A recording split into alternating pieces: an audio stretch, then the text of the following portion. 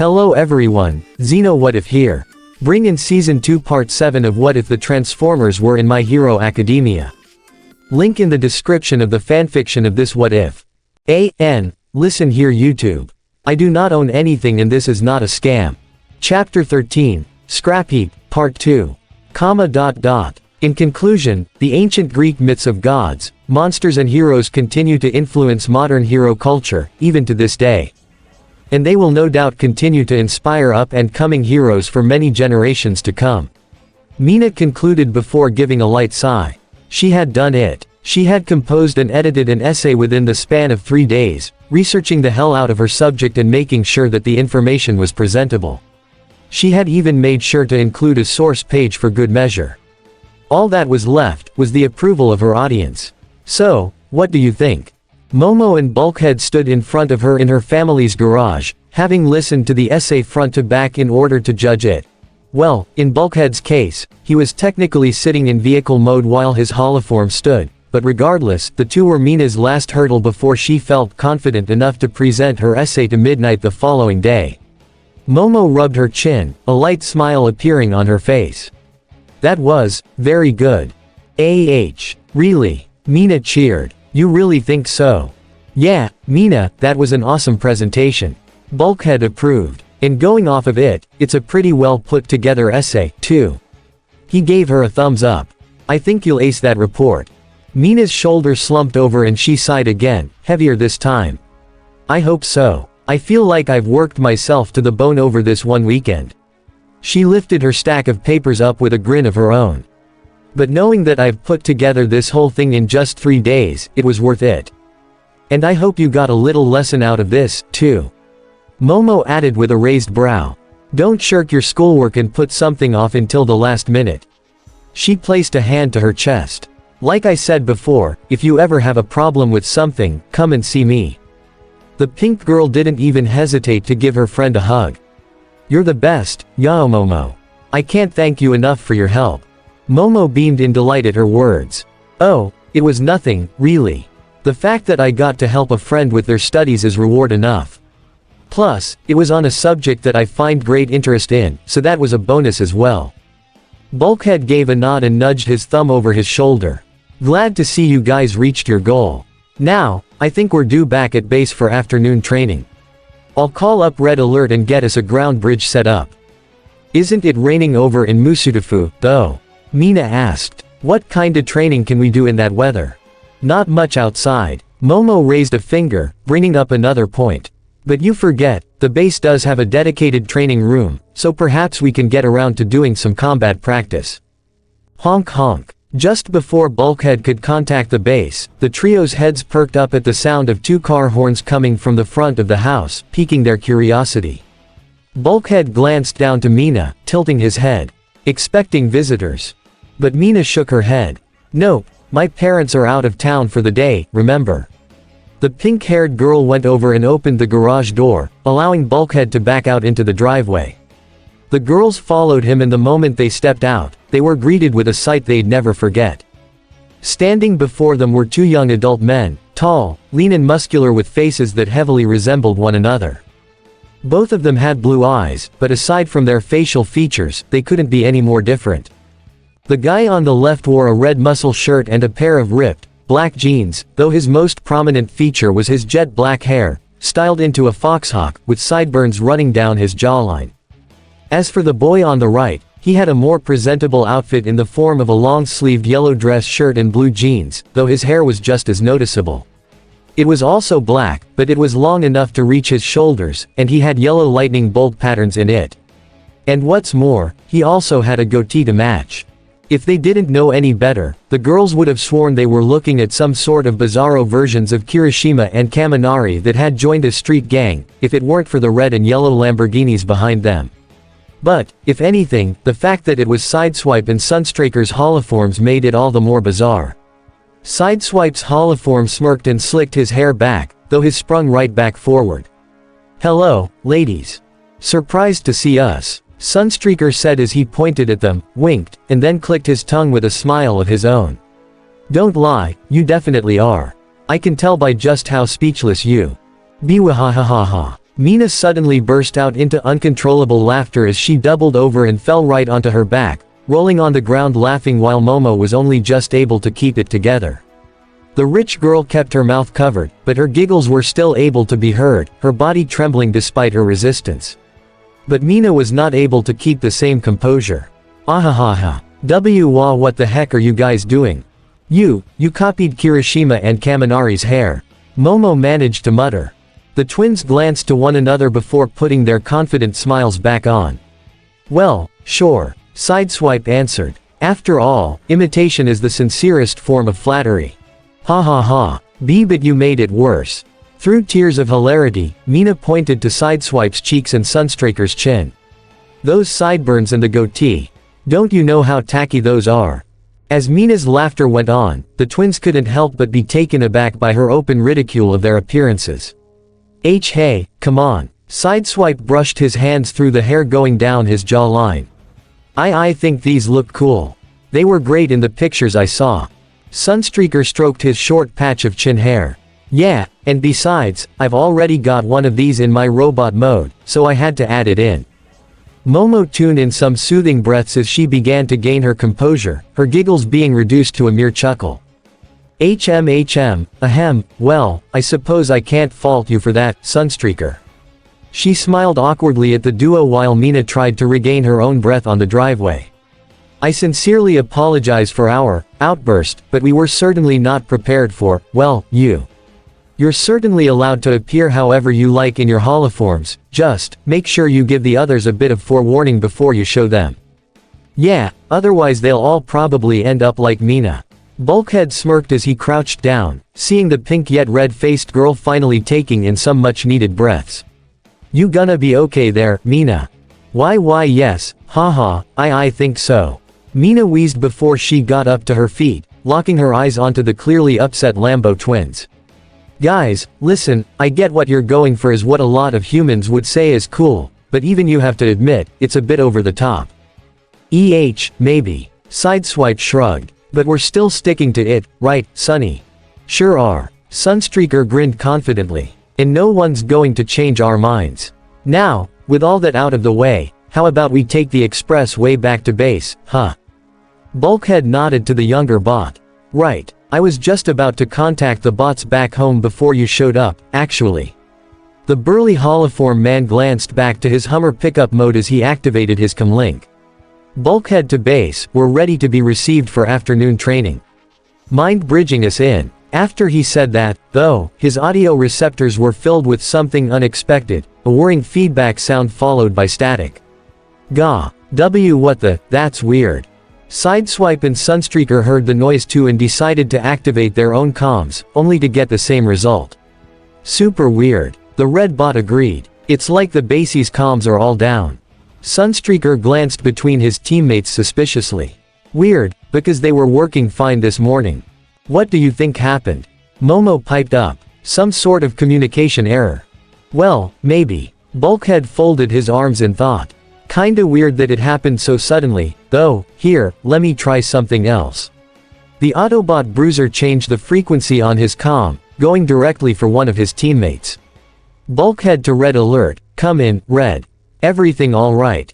Thankfully, he did get a reply, though not one he was expecting. Bulkhead. Scrap. I forgot all of you were still out there. This situation just keeps getting better and better, doesn't it? Whoa, Doc, pull back on the throttle a bit.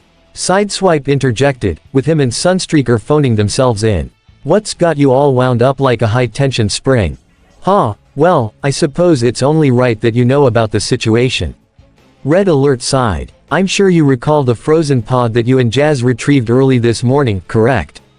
Well, it thawed out, and it wasn't what any of us were expecting. I'm afraid that what you two brought back was a scraplet trap. And just like that, the three bots' holoforms all widened their eyes simultaneously, with panicked expressions overtaking their features. Scraplets. The trio echoed before Bulkhead lowered his head, his holoform visibly trembling. No.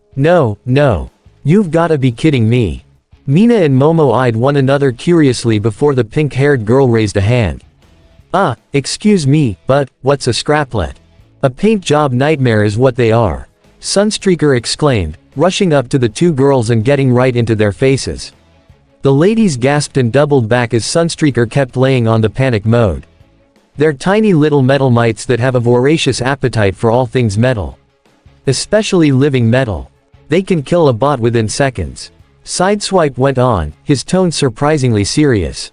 Trust me, I've seen it happen, and so has Bulkhead. The two girls were silent for a few seconds, stunned by what they had just heard. Whoa, so they're kinda like piranhas for Cybertronians. Mina concluded. Only much more vicious by the sounds of it. Momo folded her arms over her chest nervously. Does sounds like anything I'd want to come into contact with. Sideswipe went back to Red Alert on the comms. Red, please tell me that they aren't the reason why the comms are down. Alright, I won't tell you that. Red Alert complied. But I will say that they're the reason the ground bridge is down and why Optimus and Windblade are currently trapped at the North Pole. What? The whole group exclaimed. Windblade is stuck at the North Pole with Optimus.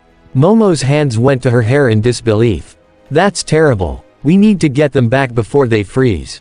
Bulkhead took a deep breath and collected himself, furrowing his brow as he took control of the situation. Alright, no time to be scared of some scraplets, we need to get the boss bot back. We're returning to base right now. Wait, no, don't come back. Red Alert ordered firmly. There's already 5 bots in the base. If any more enter, then that could just agitate the scraplets even more into a feeding frenzy. May and I need time to repair the ground bridge so that Optimus and Windblade have a chance at getting home. But we can't just sit by. Sideswipe urged. Those things could still have you for lunch. You may not even get to fix the ground bridge. We already have Jazz, RC, Bumblebee, Strongarm and the other humans combing the base to seek and destroy as many as possible, Sideswipe. Red Alert pointed out. Hopefully they'll be able to take out at least a solid chunk of the swarm. But, if worse should come to worse, it probably would be handy to have you three at least on standby. Sunstreaker wasn't exactly happy to hear that. Ah, really? Do we have to? His holoform zipped over and hugged his own vehicle form, rubbing his hand against his hood.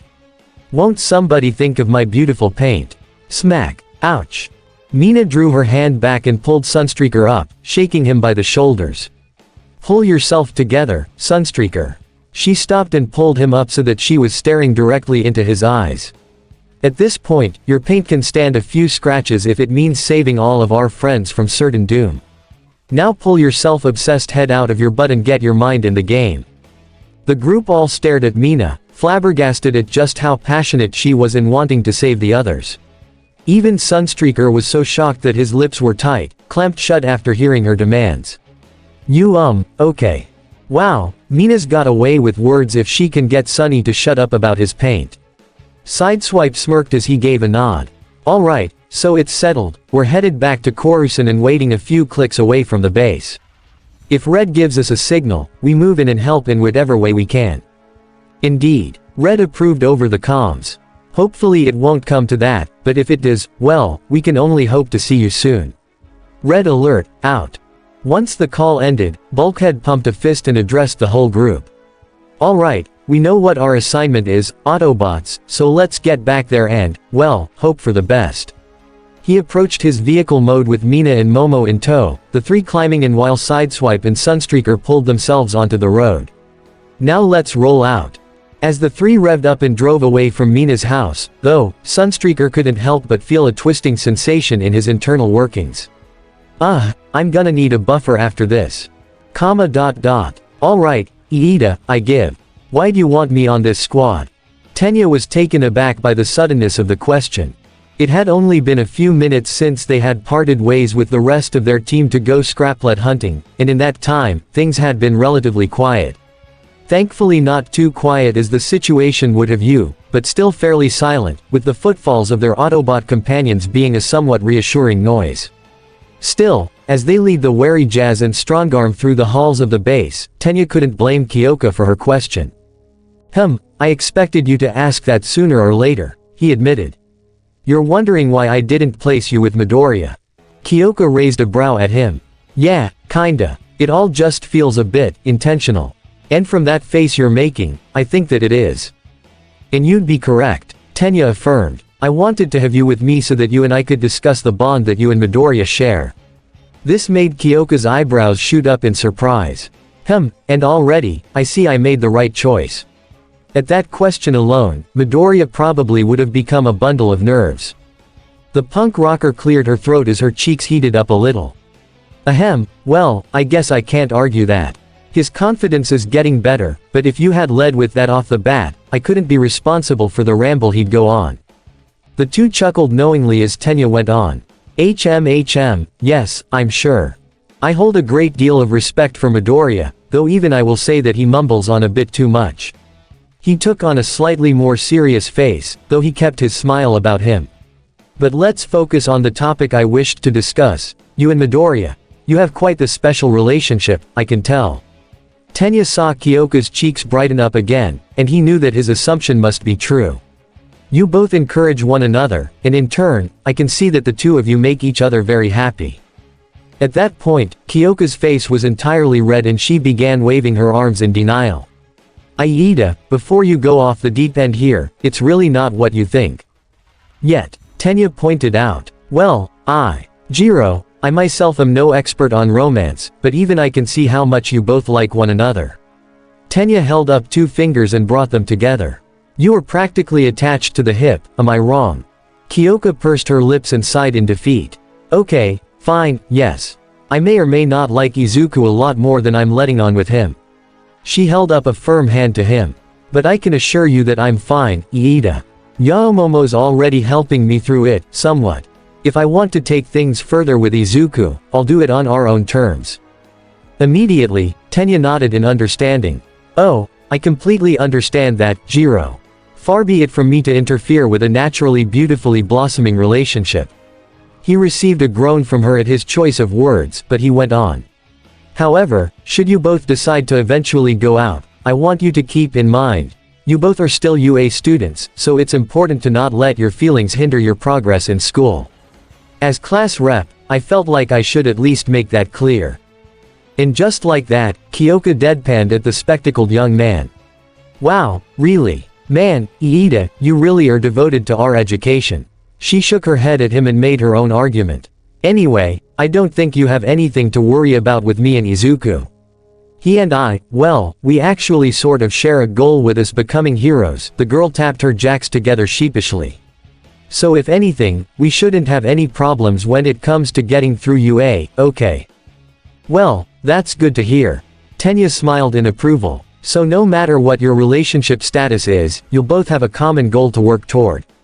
"Excellent." He gave her one last nod before focusing on the hallway ahead. "I wish you luck, Jiro. Midoriya is a very kind-hearted soul. I know any young lady would be lucky to strike up a relationship with him, so I wouldn't wait too long to take your chance." Right, so you paired him up with Ochako knowing that, huh?" Kyoka smirked back. Tenaida stopped abruptly and his eye twitched, all before he turned his head to the wall and knocked it against it. "I may have made a grave miscalculation." Kyoka couldn't help but laugh at his little act of self-punishment before he pulled himself back to reality. "But, no matter. With any luck, they'll be too focused on the mission to notice one another." Tenya, what are you talking about?" Strongarm asked as she and Jazz came to a stop. "And would ya try to keep yo, voice down?" Jazz harshly whispered, the lieutenant holding on to a massive flashlight as he trembled in place. "We don't wanna bring all the creepy crawlies our way, remember?" Oh, yes, my apologies." Tenya bowed. "I was simply talking to Jiro about a private matter." Strongarm sighed and raised her crossbow, furrowing her metal brow in concentration. "Well, stay sharp. The scraplets could literally be anywhere. Now let's keep moving." The group nodded as they proceeded forward, all while Strongarm searched around diligently. "Now, Denki found the first one around here, right? But then, shoom, IEE. The lights went out briefly, with nothing visible aside from the bots, optics and Kyoka and Tenya's silhouettes from the flashlight.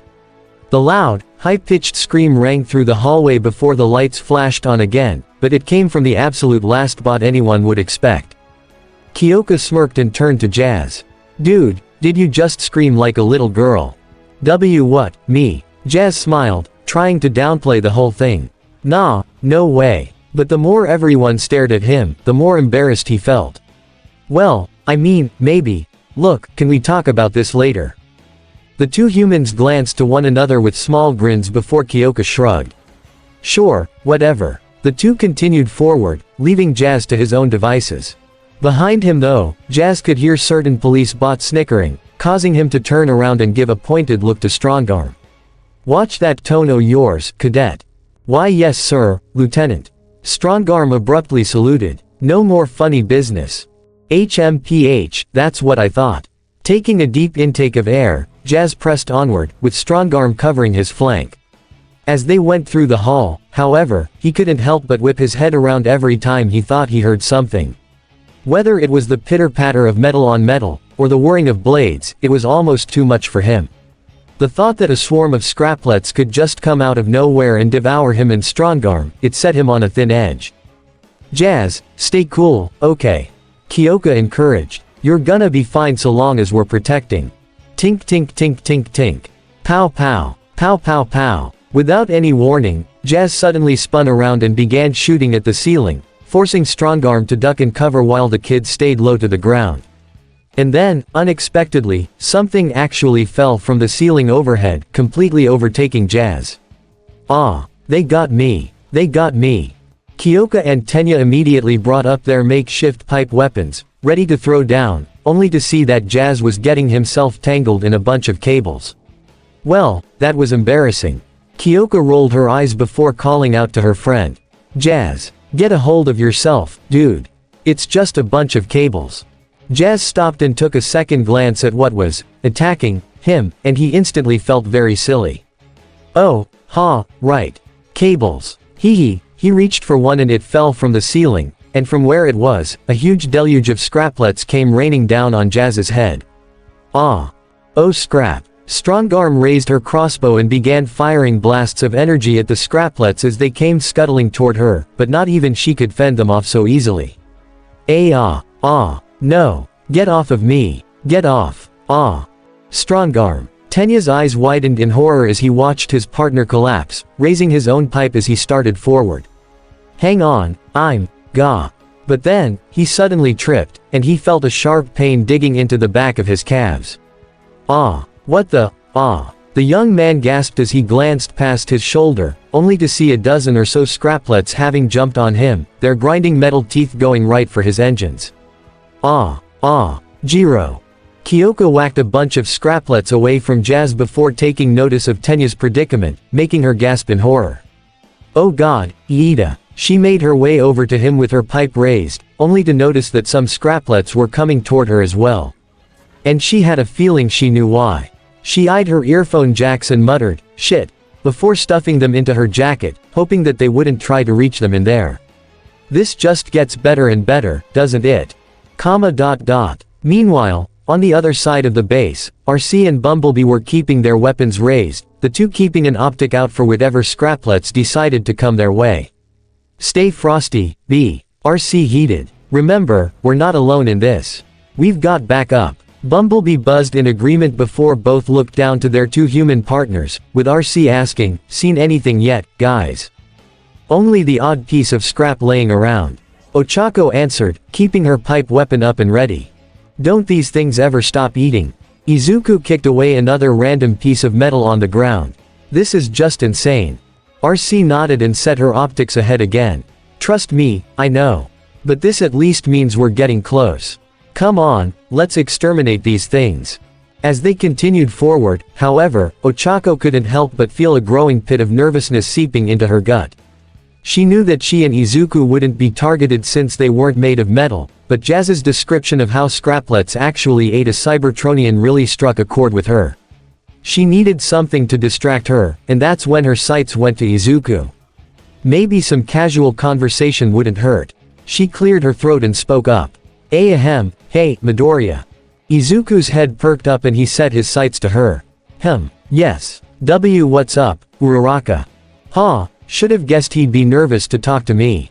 The brunette sighed internally. After all, we haven't really had any big conversations outside of a few times. Still, she pressed onward, giving him a smile. I just wanted to officially thank you. F for what you did back during the entrance exams when you saved me. Oh. Izuku's eyes widened and he put a smile on, nodding to her.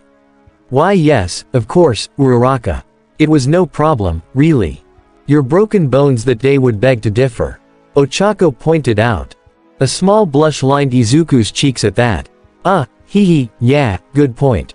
Ochako tilted her head, smiling at his rather bashful face. Listen, I know that you know about me offering to give you some of my points back then. This made Izuku's brain get back on track, focusing directly on her words. And I just wanna say, I meant everything that I said to present Mike. If it weren't for you, I don't know if I'd even be here right now. You guys, the Autobots, if I had gotten injured, or worse, I wouldn't have been able to experience it. Her own blush appeared on her cheeks as she twiddled her fingers. So, I guess this is really just a long-winded way of saying thank you, but you're welcome. The gravity user perked her head up, seeing Izuku smiling once again. And honestly, I should really thank you again for being so kind in offering to give up some of your points, even if we did both get in. He gave her a nod and raised a determined fist. Uraraka, you're going to make a great hero one day, I just know it. So let's give it our all and do our best with the spots we were given, sound good? Despite herself, Ochako could feel her blush intensifying. There was something about Izuku's determination that was rather infectious. She had to admit, she rather liked it. Her own smile came back and she gave a thumbs up. Why yeah, let's do our best. She trailed off as another thought occurred to her. And another thing. Yeah, what is it? It's just, I can't really explain this one as well. Ochako glanced to the side and scratched the back of her neck. You see, for some reason, it kind of feels a bit off to me calling you, Midoriya. And for the life of me, I have no idea why. It just feels weird. Izuku blinked a couple times at her statement, finding it a little odd as well. Well, I have been told that my last name's kind of a mouthful. He cracked a grin and made a suggestion. But if you want, I guess you could give me a nickname. Wow, you sure? The brunette was surprised at the offer, to say the least. Kyoka's pretty much the queen of that market. She has at least 5 for you, doesn't she? And probably more I haven't even heard yet. The two laughed in unison before Izuku went on. But really, so long as it's a nickname that she hasn't come up with, I think you can get away with it. Ochako hummed to herself, mulling it over for a moment before something occurred to her. Well, I don't know how well you'll handle this one, but I remember back during our first hero training course that you said that Deku would be the name of a hero, even though Bakugo kept calling you that to make fun of you. Izuku internally cringed remembering that moment. Looking back, it was a bit cheesy, but he meant every word, especially since it was Kyoka who helped him come to that conclusion. Why yeah, Kachan always used it to make fun of me, but Kyoka helped me realize that I could use it as my hero name to get back at him a little. Like using it as a clapback, you know. Oh yeah, I totally get it. Ochako nodded. So, my question is, why you want to call me Deku, right? The girl shifted her eyes away awkwardly, poking her fingers together. I mean, if it's alright with you, I don't want to make you uncomfortable or anything. I just think it'd be a neat name to call you. Izuku could tell that Ochako's nerves were getting to her about this, something that he was all too familiar with. So, while it would be a bit weird having this name used by both Bakugo and her, he saw no harm in it. Well then, Deku, it is. And just like that, Ochako's mood took a 180 and she was all smiles once again. Alright. Thanks, Deku. She took a moment to hear herself say the word itself, and immediately, it felt like something missing had just clicked into place. Haha. Yeah, now that feels a lot more natural. Glad to hear it. SSH. Kids, hush. RC ordered, bringing the duo's attention back to her and Bumblebee. The two bots were hugged up against the wall, staying as close to it as possible as they craned their heads around a corner. Izuku and Ochako joined them and peered around the corner as well, seeing that there was a huge ventilation tunnel down at the end of the short hallway. It was shaped like a tube and had a round grate over it, one that had clearly been eaten into. Recognize those bite marks? RC asked. Izuku furrowed his brow and brought up his crowbar. Yep, scraplets. What do we do, RC? B and I will take point. The The pink femme explained. You two be at the ready if they come out and swarm us. We're gonna need all the smashing you can muster. Right. Ochako brought up her wrench and held it firmly. Let's do this. ZRKT, exterminate. Exterminate. Bumblebee's radio chimed in, though a bit too loudly for anyone's taste. SSSHH. RC and the humans shushed. Bumblebee lowered his head apologetically, leading RC to give him a small pat. It's okay, B. Let's just be cautious here, okay. The yellow bot nodded up to her instantly and they started forward, with RC approaching the grate and reaching her hand out for it. She grasped the front of it tightly and waited a few seconds, before tearing it right off and aiming her pistol inside. Bumblebee followed suit as Izuku and Ochako raised their weapons, only to see nothing. What? I could have sworn we'd see at least some. Wait. Izuku raised his hand. Do you hear that? Tink tink tink tink tink. The quartet felt a chill go through them as they slowly craned their heads around to a smaller ventilation grate in the ground down at the opposite end of the hall. The pitter-pattering of metal legs grew ever closer before finally, the grate shot right up and out came the scraplets, their teeth already whirring in anticipation as they drew toward the group. They tricked us. RC raised her pistol and began firing. We've been cornered. We gotta get outta. Ouch. Gah. Ah. Without wasting any time, the scraplets swarmed over RC almost entirely, the pink femme squirming on the ground as she tried to get them off. RC. Ochako started smacking the scraplets off of her while Bumblebee continued to fight, though it wasn't long until the scraplets began swarming him as well. B. Hang in there. Izuku hollered, doing his own part to fend off the swarm. Ow. Optimus, I really wish you were here right now. In the main control room, Eijiro and Denki kept up their guard as Mei and Red Alert repaired the ground bridge, though at this point, they were getting antsy. Even through the thick walls of the base, they could hear the screams of their allies, and while Red and Mei were able to ignore them and focus on their work, the boys weren't so lucky. Denki gulped and stepped closer to his friend. Bro, I think B might have been right. What, about the whole, game over, thing? Eijiro nudged Denki in the arm with a reassuring grin. Come on man, what kinda talk is that? I mean, sure, the sounds we've been hearing, aren't the best, but the bots have backup.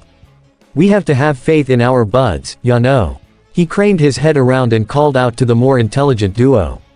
How's it going back there, guys? Mei pulled her head away and pulled up her goggles, her expression frustrated. In a word, not great. Red Alert grumbled and shook his head. We've repaired the damaged conductors, and rerouted the central conduits, but the ground bridge still won't receive power. He punched the floor in frustration, which cracked beneath his fist. Gah, man, wait a sec. Denki's face brightened up and he started charging up his hand.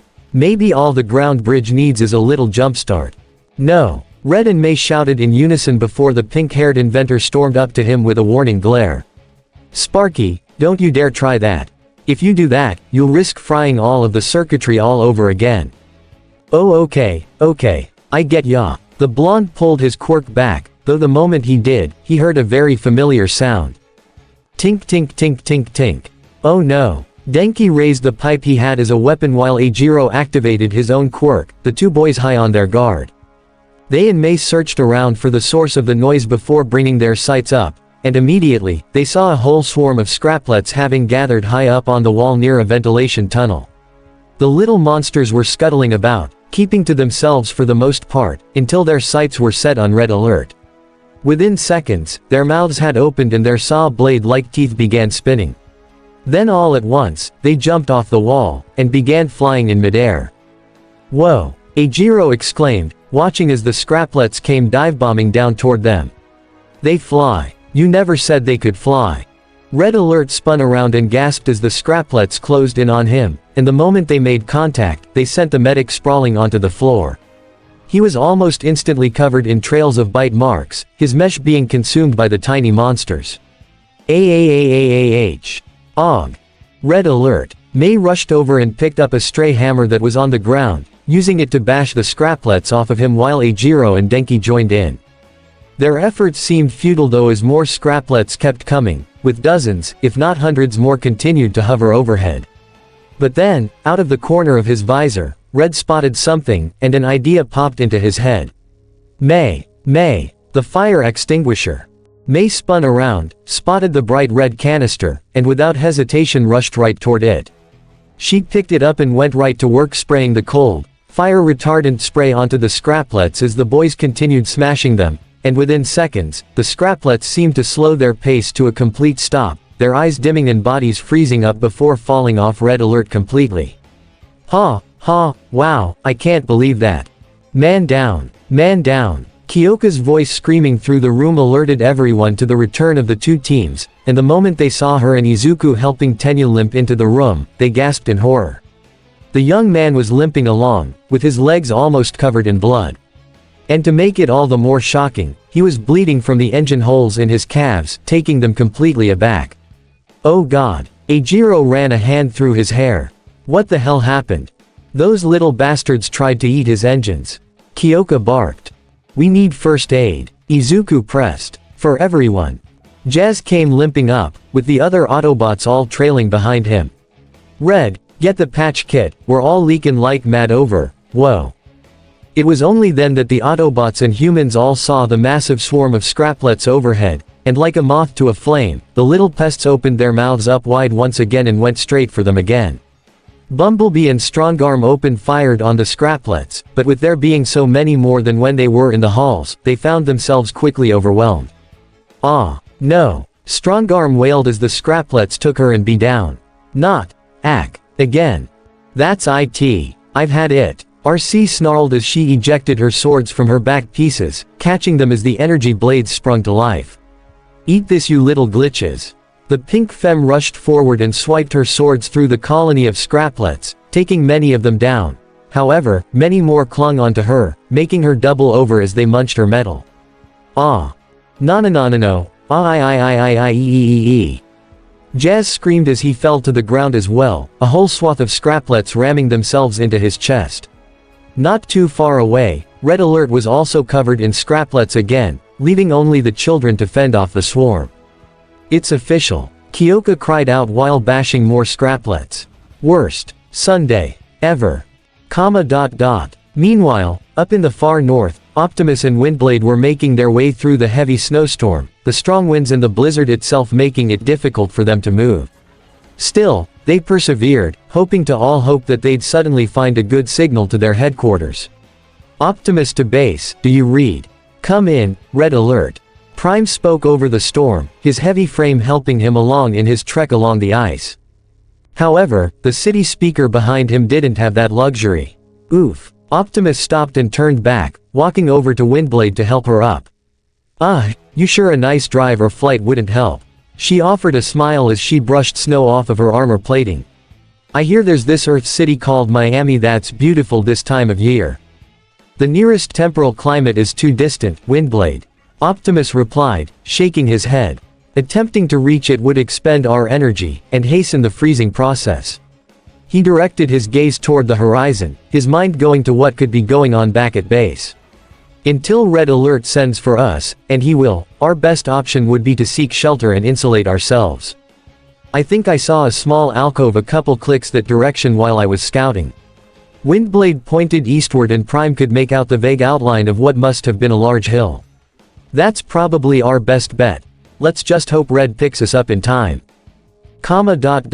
Several minutes had passed since the horde of scraplets had tried eating everyone, and needless to say, everyone was in rough shape. But thankfully, they were still alive, so that was a plus. The 5 Autobots and Tenya all propped themselves up against the ground bridge platform, groaning and moaning in pain as the kids finished off what was left of the tiny demons.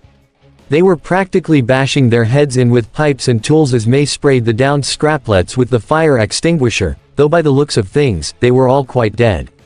Did we get 'em all? The inventor asked. As if to answer her question, everyone began hearing the familiar mechanical whirring and metallic pitter-patter that they had heard throughout the day, and they could feel their guts all sink at the same time. Hardly. Red Alert sighed. These were just scouts. Next to him, Bumblebee let out an exasperated buzz, falling flat on his back. So that means that the rest of them know we're in here. Strongarm muttered. And if we let them make us their next meal, Optimus and Windblade will never make it home. Red Alert asserted direly. We must get the ground bridge up and running. Right, but first things first. Kyoka and her fellow classmates all went over to their class rep, the spectacled boy laying flat on his stomach to try and slow the bleeding in his legs. Hey there, class rep, how are ya holding up? Denki knelt down in concern. You okay, man? Those things didn't actually eat your engines, did they? Tenya shook his head. Thankfully, they did not. Right then, he flexed his calves and his engines came popping right back out, though he instantly regretted that a second later. Mistakes were made. He winced as he pulled them back in. That was a bad mistake on my part. May pursed her lips and made her way over to a nearby storage unit on the wall, opening it up to reveal a first aid kit. Hold on there, Specs, we'll get you patched up.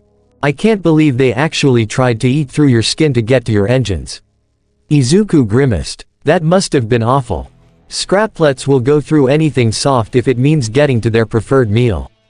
RC jumped in, sneering in disgust. Unfortunately, Cybertron isn't the only planet that has scraplets, and if those little freaks see any organic beings as obstacles to their dinner, well, those teeth can go through more than just metal. Tenya winced as he sat up, allowing Eijiro and Mei to wrap bandages and gauze around his legs, yes, as of learned. He craned his head up to Red Alert and raised a brow to him. So, once the ground bridge is operational, we'll be able to send the scraplets anywhere on the planet, correct? Yes, Red Alert affirmed. Do you have a suggestion? Eijiro suddenly raised his hand. Actually, I think it'd be a good idea to send him back to the Arctic. He jabbed a thumb toward the fire extinguisher that Mei used. I mean, we all saw that they don't like the cold. Awesome. Ochako cheered. Sounds like one-stop shopping to me. Red Alert had to admit, that was a sound plan. Given the sub-zero temperatures and the body mass of the scraplets, sending them back directly to the Arctic should freeze them on contact. He lowered his head and put a hand to his chin in thought. So think, Red, think. If the ground bridge is still down, and just like that, the realization dawned on him. Then there must be a breach in the Energon fuel line. Bumblebee suddenly buzzed again as he tried to get back up, only for his efforts to be completely futile. Jazz sighed and spoke up. Well, if we weren't breaching, one of us could head on over there and fix the dang thing. I think I can. Ow. Strongarm tried standing, but she ultimately slipped, her knees too weak to hold her own body up. Strongarm, I wouldn't try that again. Tenya advised. In fact, all of you are far too injured to go anywhere at the moment. Mei crossed her arms, a determined expression etching onto her features. And even if you could, the scraplets would likely eat you alive if you went to fix the fuel line yourselves. She stepped up and set her gaze onto Red Alert, balling her hand into a resolute fist. So where do I find it, and how do I fix it?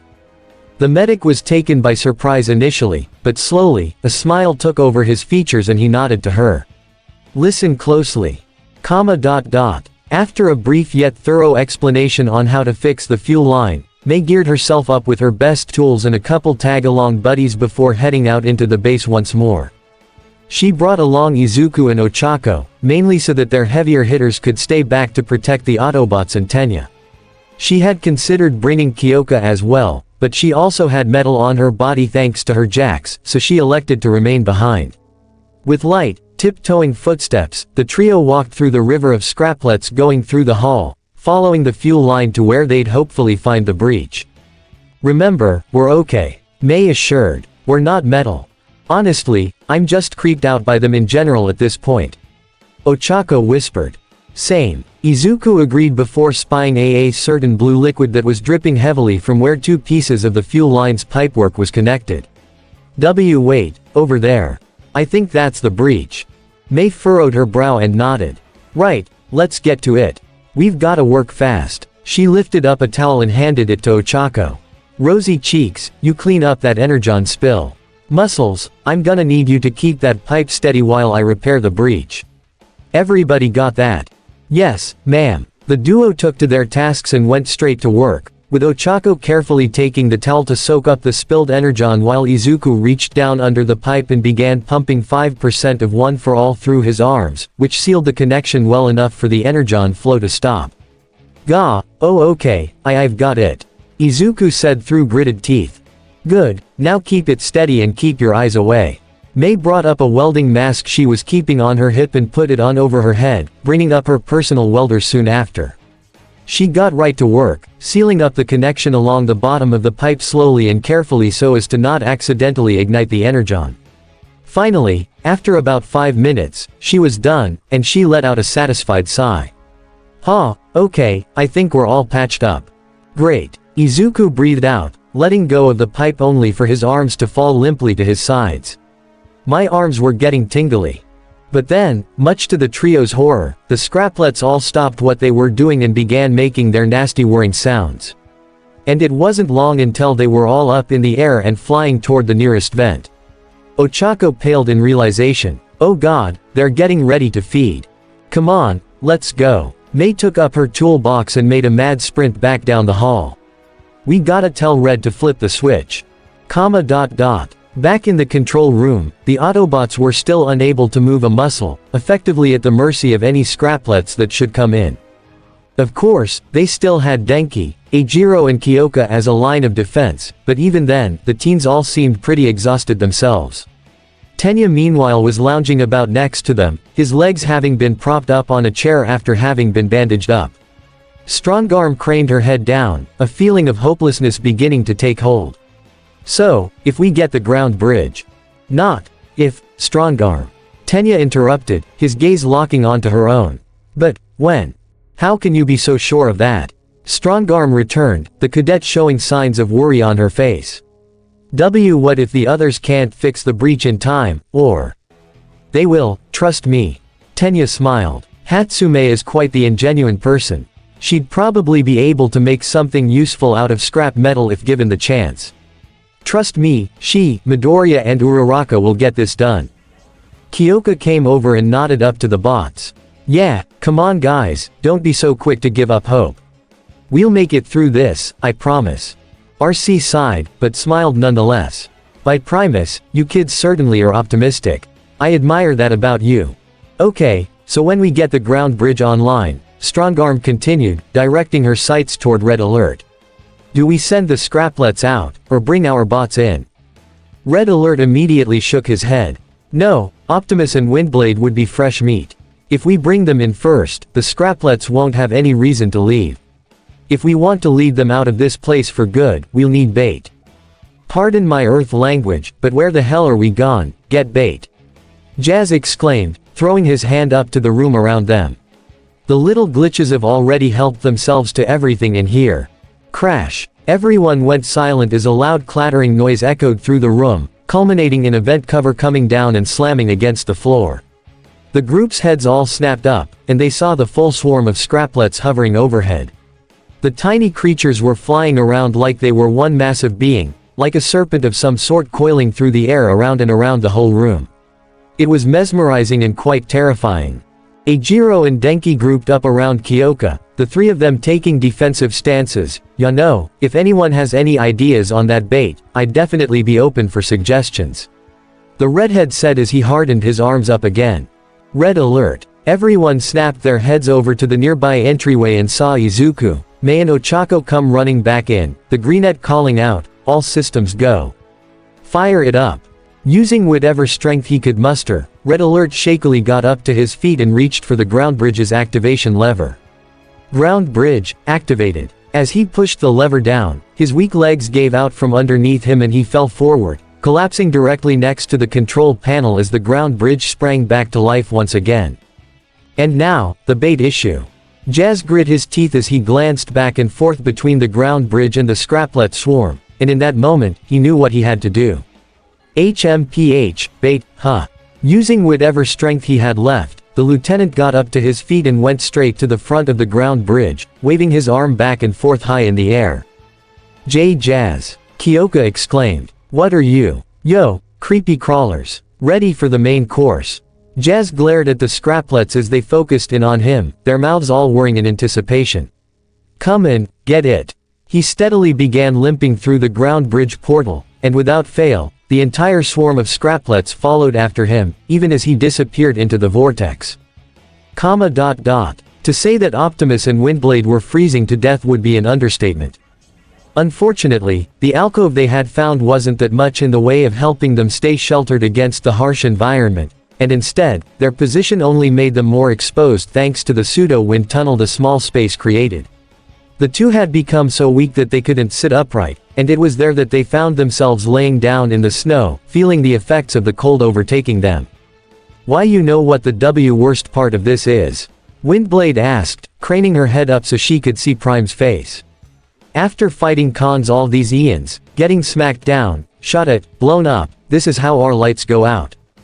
Windblade, this may not be the finish that we had planned," Optimus said in a gentle, somewhat accepting tone. "But, if this is indeed the end, if we are to become one with the Allspark." The city speaker reached her hand out and placed it on the back of Prime's, to which he moved it over so he could gently grasp hers. She smiled sadly up to him and nodded. "It's been an honor serving with you, Optimus Prime." But then, dejection overtook her features and her optics screwed themselves shut. "I just wish we could have said goodbye to the kids," she choked out. Beneath his faceplate, Optimus couldn't help but frown sadly himself. "I know." The Prime gently closed his optics, but then he heard something familiar. His sights went up in time to see a certain light appear in the distance, followed by a spiraling green vortex. And all at once, a feeling of hope began to reverberate through him. "Windblade, look." Windblade's optics snapped open and she saw the ground bridge, her voice cracking in joy as her smile came back. "Home. Come, up on your feet." Optimus's legs creaked as his joints began to move, with Windblade's doing the same. Within seconds, the two were up and they made a beeline for the portal, slowly but surely approaching it. Even then, however, they had a few trip-ups along the way. But then, what happened next took them aback. Just as the two were within 10 meters of the portal, Jazz came hobbling through, much to their confusion. "Prime, Windblade." Jazz waved his arm in a downward motion. "Down, now." With that, he fell forward right onto the ice, and from right behind him, something came bursting out of the portal. A huge swarm of scraplets, Optimus exclaimed, taking a defensive position.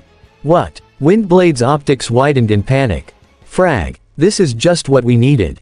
The scraplets spotted the two immediately and zeroed right in on them, their maws open and ready to munch. But, just as they were within a few feet of them, their systems and bodies began to freeze up instantly, the cold taking its intended effect. And before long, the scraplets came raining down onto Optimus and Windblade, all of them bouncing off as dead as doornails. As the snowstorm cleared and the clouds parted for the sun, needless to say, the duo were baffled by what just happened. But as Jazz brushed off the scraplets on his own body, he offered a victorious grin. "Hey, I'd invite y'all in, but the place is a mess. Man, I can't believe we missed everything." About half an hour had passed since the scraplets were disposed of, and currently, all of the Autobots were gathered in the main control room, sitting down or laid out on medical beds. Many of them were hooked up to machinery that helped them in their repairs, and all the while, the teens were actually the ones monitoring them. The only Autobots who weren't sitting were Bulkhead, Sideswipe and Sunstreaker, the three having just arrived with Momo and Mina in tow. "Yeah, I kinda gotta agree with Mina on this one." Sideswipe nodded. "Sucks that we had to miss out on all the action." From her bed, Strongarm narrowed her optics at him, lifting her arm to show him her wounds. "Sideswipe, does it look like you wanted to be here during this whole thing?" The red bot threw his head back and laughed. "HA. Please, I would have given those scraplets a run for their money and you know, ah."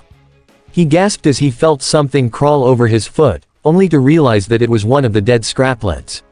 He saw Ajiro wearing a cheeky grin as he picked the carcass up, and there was a small chorus of chuckles throughout the room.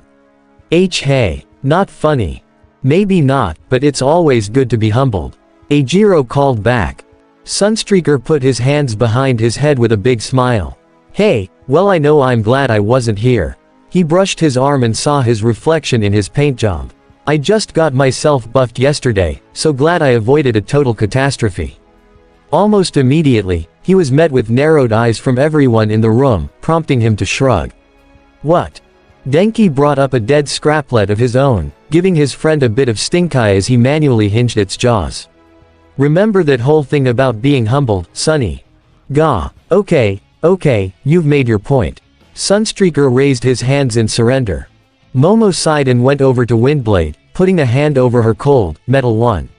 I'm just glad that everyone made it out in one piece, barely. Windblade smiled to her and gave a weak laugh. Ha, yeah, so am I. Mina went up to Ochako, who was currently hooking up a wire into Arcee's arm. So, what was it like? Did you guys take out a bunch of the little guys like in the Alien movies? Or I'm guessing that they must have been the ones hunting you guys down, right? Come on, I need the juicy details. After we take care of things here, Mina. Ochako denied, placing a finger on Mina's lips to silence her. We still have a ton of work to do to fix everyone up. Mina pouted behind her as she made her way over to Tenya, the boy laying out on a small couch with a blanket draped over his legs. So, how are you doing, class rep? Need anything? Not right now, Uraraka, thank you.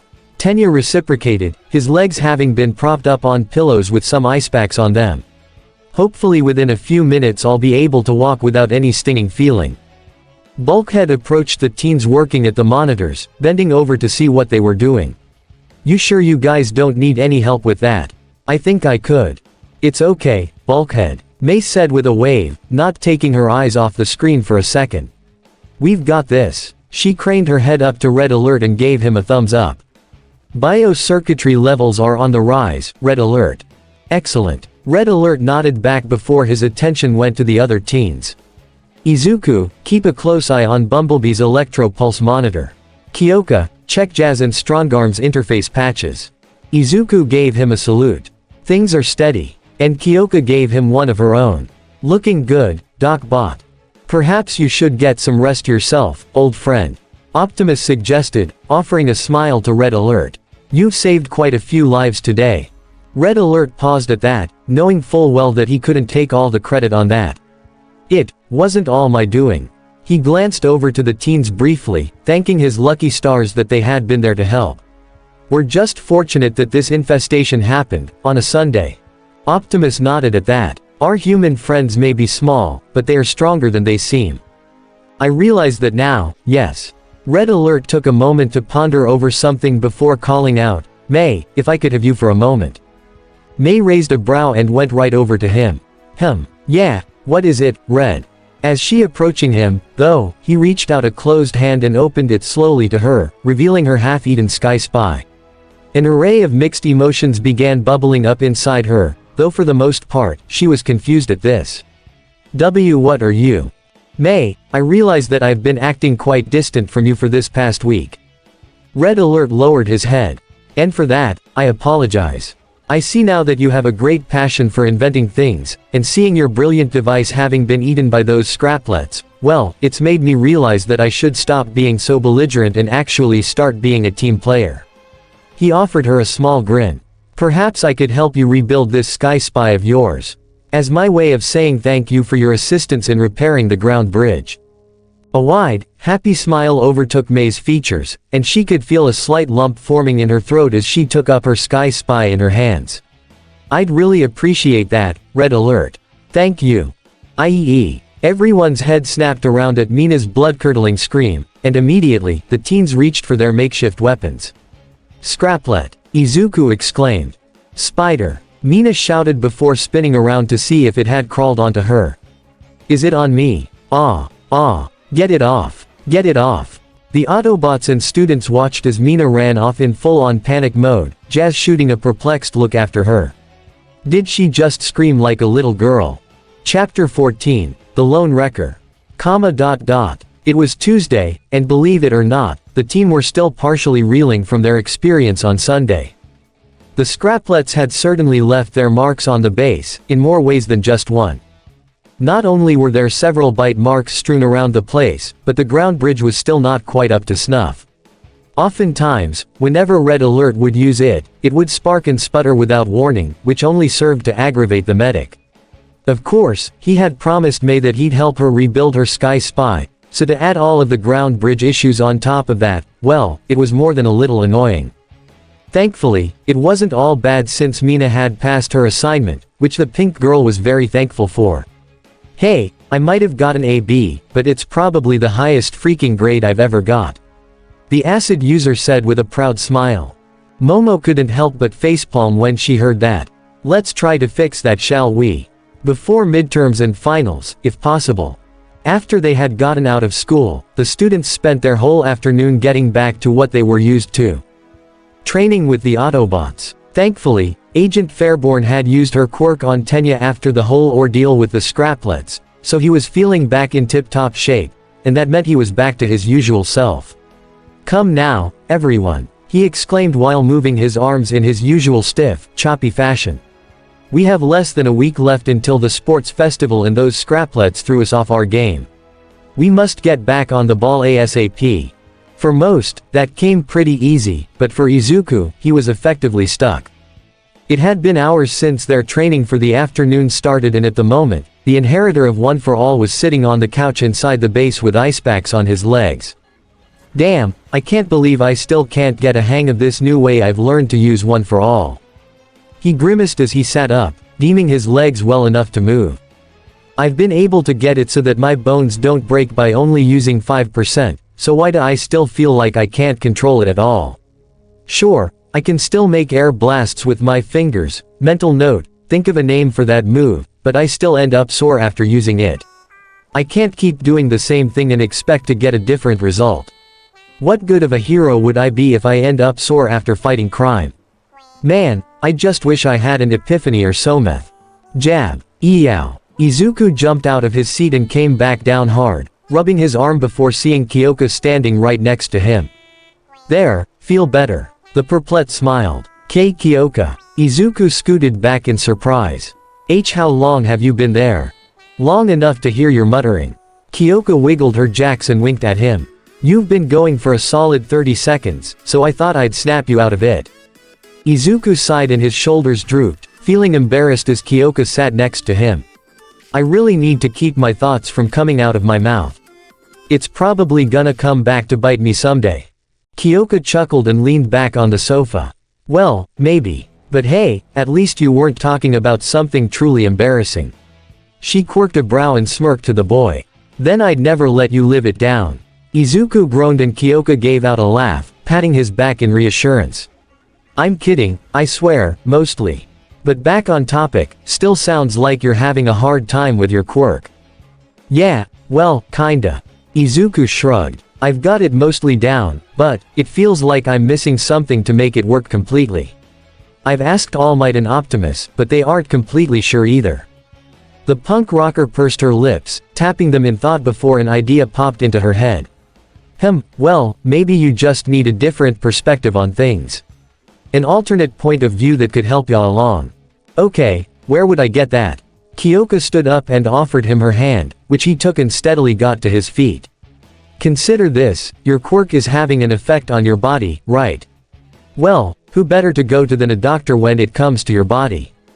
Wait, you think Red Alert could help me? Izuku asked, incredulous by the answer. Wouldn't hurt to give it a try. Kyoka encouraged as she led Izuku down a nearby hallway, going straight for Red Alert's med lab. Besides, humans and Cybertronians are both humanoid in shape. How different could our bodies be, really? Izuku couldn't help but deadpan at that. And not to be rude, but you do realize what you just said, right? The perplet abruptly stopped and her face scrunched up a bit, only now realizing what came out of her mouth. Okay, so I'll admit, I was kinda reaching there. But hey, you'll never know unless you try, right? A chuckle came from Izuku's throat. How is it that she's this cute when she isn't even trying to be? AAAUGH. Brain, focus. Now's not the time for that. Shaking away that thought, even if he didn't want to, Izuku nodded and nervously pointed down the hall. Why yeah, you're right. Hee, let's head to Red's lab and see if he's got any advice. See, now there's the spirit. Kyoka gave her best friend a thumbs up. And like that, the two were off toward Red Alert's lab, though when they got there, they came into contact with something they weren't expecting. Almost quite literally, as when the door opened for them, whoosh. Ah! The duo yelled in unison as something came flying by their heads, zooming around the room faster than they could even see. What the heck? Izuku's eyes snapped up and saw an orangish-yellow blur, one that was making some sort of strange noise as it zipped around. Someone stop it. May's voice sounded through the whole room, alerting the two to her and Red's presence. They were actively chasing the thing around the room themselves, though their attempts were, crash, unsuccessful. May ended up tripping and falling over a tool of some sort, knocking over a container of spare parts. Oops. May, be careful. Red Alert warned as he swiped his hand for the flying object, only getting nothing but air. There's delicate parts in this room and I don't want either you or them damaged. Sorry, Red. May apologized before noticing Izuku and Kyoka's presence. Muscles, Jackie. Please, lend us a hand. The Sky Spy is out of control. Kyoka whipped her head up again, keeping her eyes on the Sky Spy. Got it. Izuku, help me with this. The boy nodded and joined her as she kept her sights trained on the flying invention, her jacks raised in preparation and keeping an ear out on its sound. Finally, the Sky Spy changed course again and came rushing right back to the duo, which made Kyoka brace herself. Now, hold on to me and don't let go. Izuku was taken aback by the order, but he had no time to question it.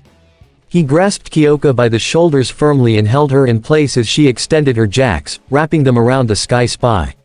He then sent 5% of one for all coursing into his legs to keep him grounded while the device flew right past them, though Kyoka was quick to pull it back with her jacks. URK.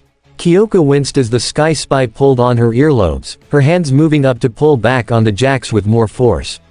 Oh no you don't, Zippy. She tugged the jacks downward and sent the device to the floor. May, turn it off, now. Right. May moved right up and flipped a switch on the back of the Sky Spy, deactivating it and its thrusters. The three humans all sighed in relief and May sent a thankful smile up to the duo. Thanks you guys. We did not expect that to happen. She craned her head over to Red Alert, the tall bot peering down to all of them. Well Red, I guess we need to do a bit more tinkering with the energon flow. Red Alert nodded in agreement. Right, it would seem that too much power is being sent to the propulsion systems. He picked up the device and scanned it with his visor, which gave him a reading just a moment later. Perhaps diverting the power to the newer features could help substantiate that. Wait, you're using energon to power that now? Izuku asked. That's right. May gave a thumbs up. Red Alert told me that using energon would be much more efficient than just using the normal battery I had beforehand. Energon makes it so that the hover function doesn't drain the whole thing within half an hour. Plus it'll be a cinch to refuel once it's gone dry. The only problem is getting it so that the energon is evenly distributed through the whole thing. Red Alert said as he opened up the device, showing the new tubing that was pumping the energon throughout it. Too much energon in one area will cause it to overload and eventually short out the circuitry. In a small device such as this, the key is to make it so that the energon is powering an equal amount in each essential part. Makes sense. Kyoka hummed to herself, interested in how the whole thing worked. Yeah, actually it kinda does. Pretty neat, Green Bean, Izuku. She glanced to her left and her eyes widened at the sight of Izuku, just staring at the Sky Spy. His eyes were the size of peas and his lips were parted, almost as if he was in awe of the device while also lost in his own mind. Izu. That's it. Izuku suddenly shouted, taking everyone off guard as he reached for Kyoka's arm. Come on, we have to tell Optimus and All Might. Wait, tell Optimus and All Might wah. The perplet had no time to ask as Izuku pulled her back down the hall, trying to keep up with him while also no tripping over herself. Thanks for all your help, guys. Izuku called back while waving to Intelligent Duo. I won't forget this. May and Red Alert were left flabbergasted at what they just saw, the former scratching her head. You're welcome. Well, Optimus my friend, I feel like I must commend you. All Might said, smiling up to the Autobot leader. The rest of the Autobot team, along with the other teens, were all gathered up in the control room after having finished their daily training, resting up after a few rather intense sessions. All Might himself had only recently arrived, the symbol of peace, wanting to see the progress that was being made. You and your Autobots have definitely given these children a great experience in training them. I mean, just look at him. All Might waved his hand over to the 6-1A students, and they were all lying about, trying to recoup after their training. You don't usually get to see this level of exhaustion out of first years. Mina narrowed her eyes at the number 1 hero, all while perched on Bulkhead's shoulder. Gee, thanks Teach. Yeah, I just love when my bones feel like jelly. Denki muttered. Didn't Midnight request that you guys take it easy with the training from now on? RC crossed her arms, thinking back to her rather confrontational first meeting with the flirtatious UA teacher. I will admit, she did make a good point, the intelligence officer admitted. But I can assure you that we have made the necessary calculations to ensure that we aren't pushing you over the edge like we were before. I suppose these past couple of days have been a bit easier than last week. Momo agreed, though she was still holding her stomach as it gurgled in pain. But I still can't say that it's not difficult. That's the whole point, kiddo.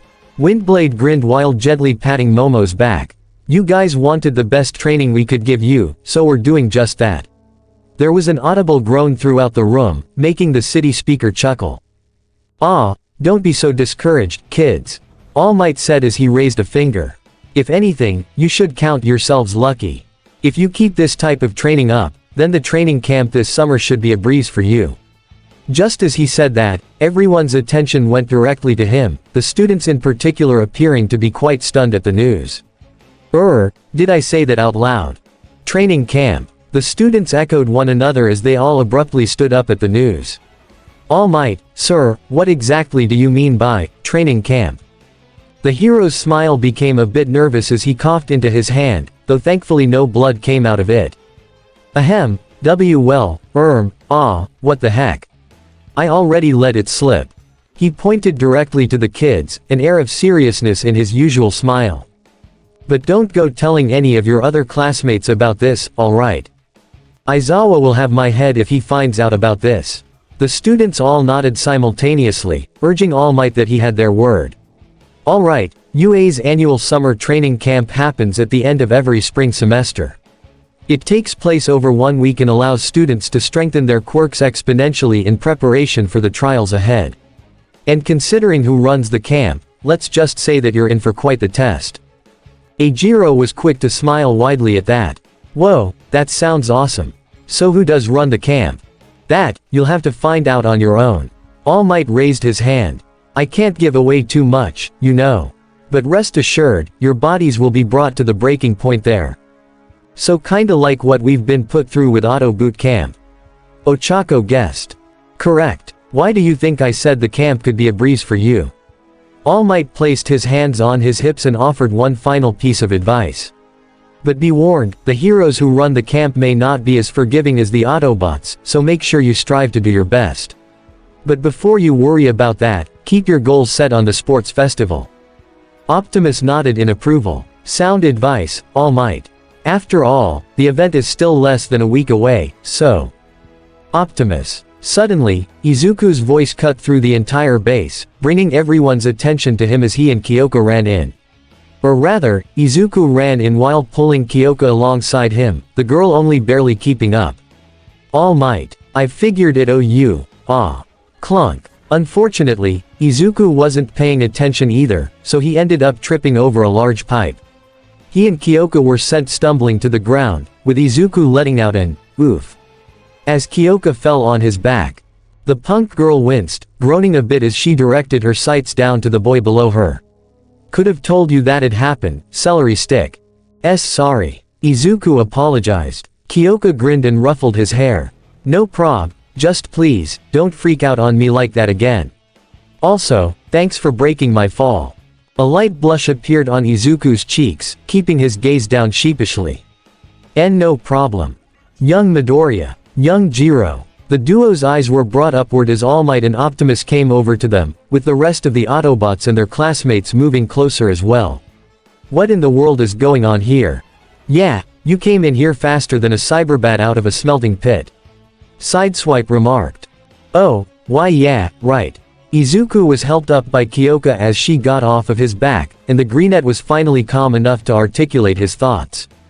All Might, Optimus, I think I might have finally figured out something related to how I'm using my work.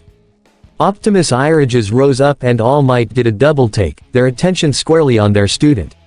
You don't say. Well, that is certainly fantastic news, young Midoriya. Indeed, it is. But what exactly did you figure out, Izuku? Optimus inquired. An excited smile overtook the young inheritor's features as he raised his hands. The answer was so simple that it might as well have been staring me in the face this whole past week. You know, the project that Hatsume's been working on all week. He motioned his hands to his chest to emphasize his point. Well, that's me. I'm the Sky Spy. And just like that, everyone around him seemed lost all at once. Optimus and All Might both tilted their heads in confusion as the other Autobots all wore bewildered expressions, glancing toward one another in an attempt to figure out what he meant. Even his classmates were befuddled by his strange words. "ZRKT, I don't get it," Bumblebee admitted. But you're not the Sky Spy," Bulkhead pointed out. "You're Izuku." Eijiro approached Izuku with a skeptical eye. "Bro, you feeling okay? 'Cause you're kinda talking crazy on us here." "Yeah, no offense, but I think your brain's been fried like the rest of us from training so hard," Denki added. "And I'm usually the only one who gets that." But Izuku waved his hands in denial. What? No, guys, I'm not crazy or delusional. I know I'm not really a machine, trust me. I'm just comparing myself to the Sky Spy.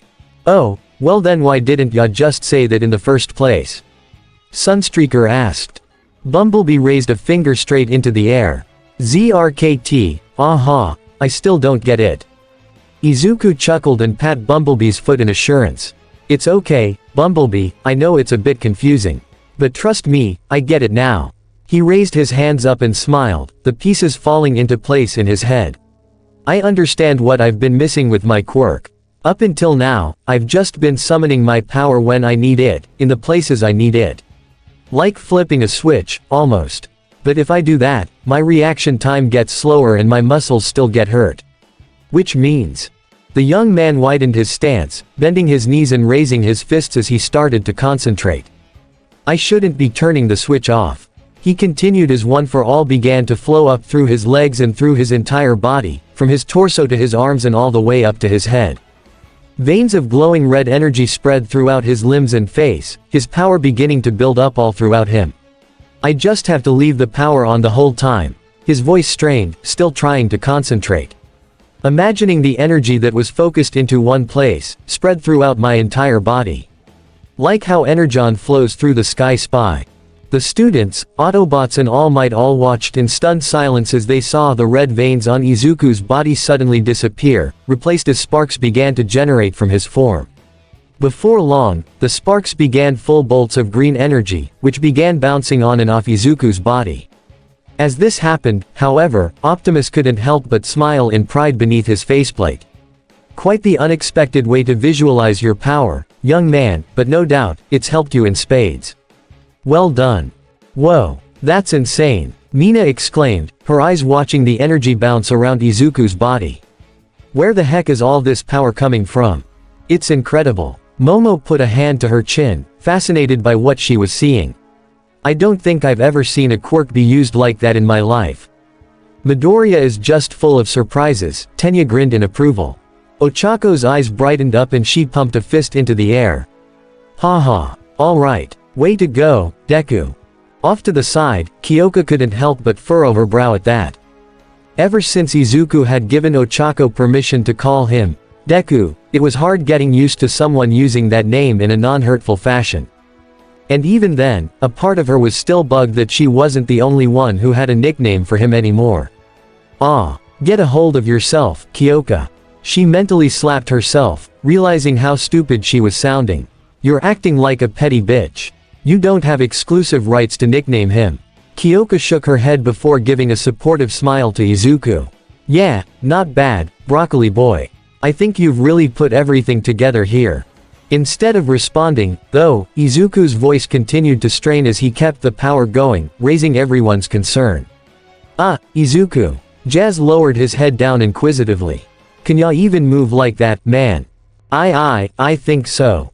Izuku muttered. Maybe. Well, I must say that this is all quite amazing, young Midoriya. All Might beamed, placing a hand on his student's shoulder. If this new form of yours truly is one that has gotten a hold of your quirk, then I think it's about time we do a little test run to see what it's capable of.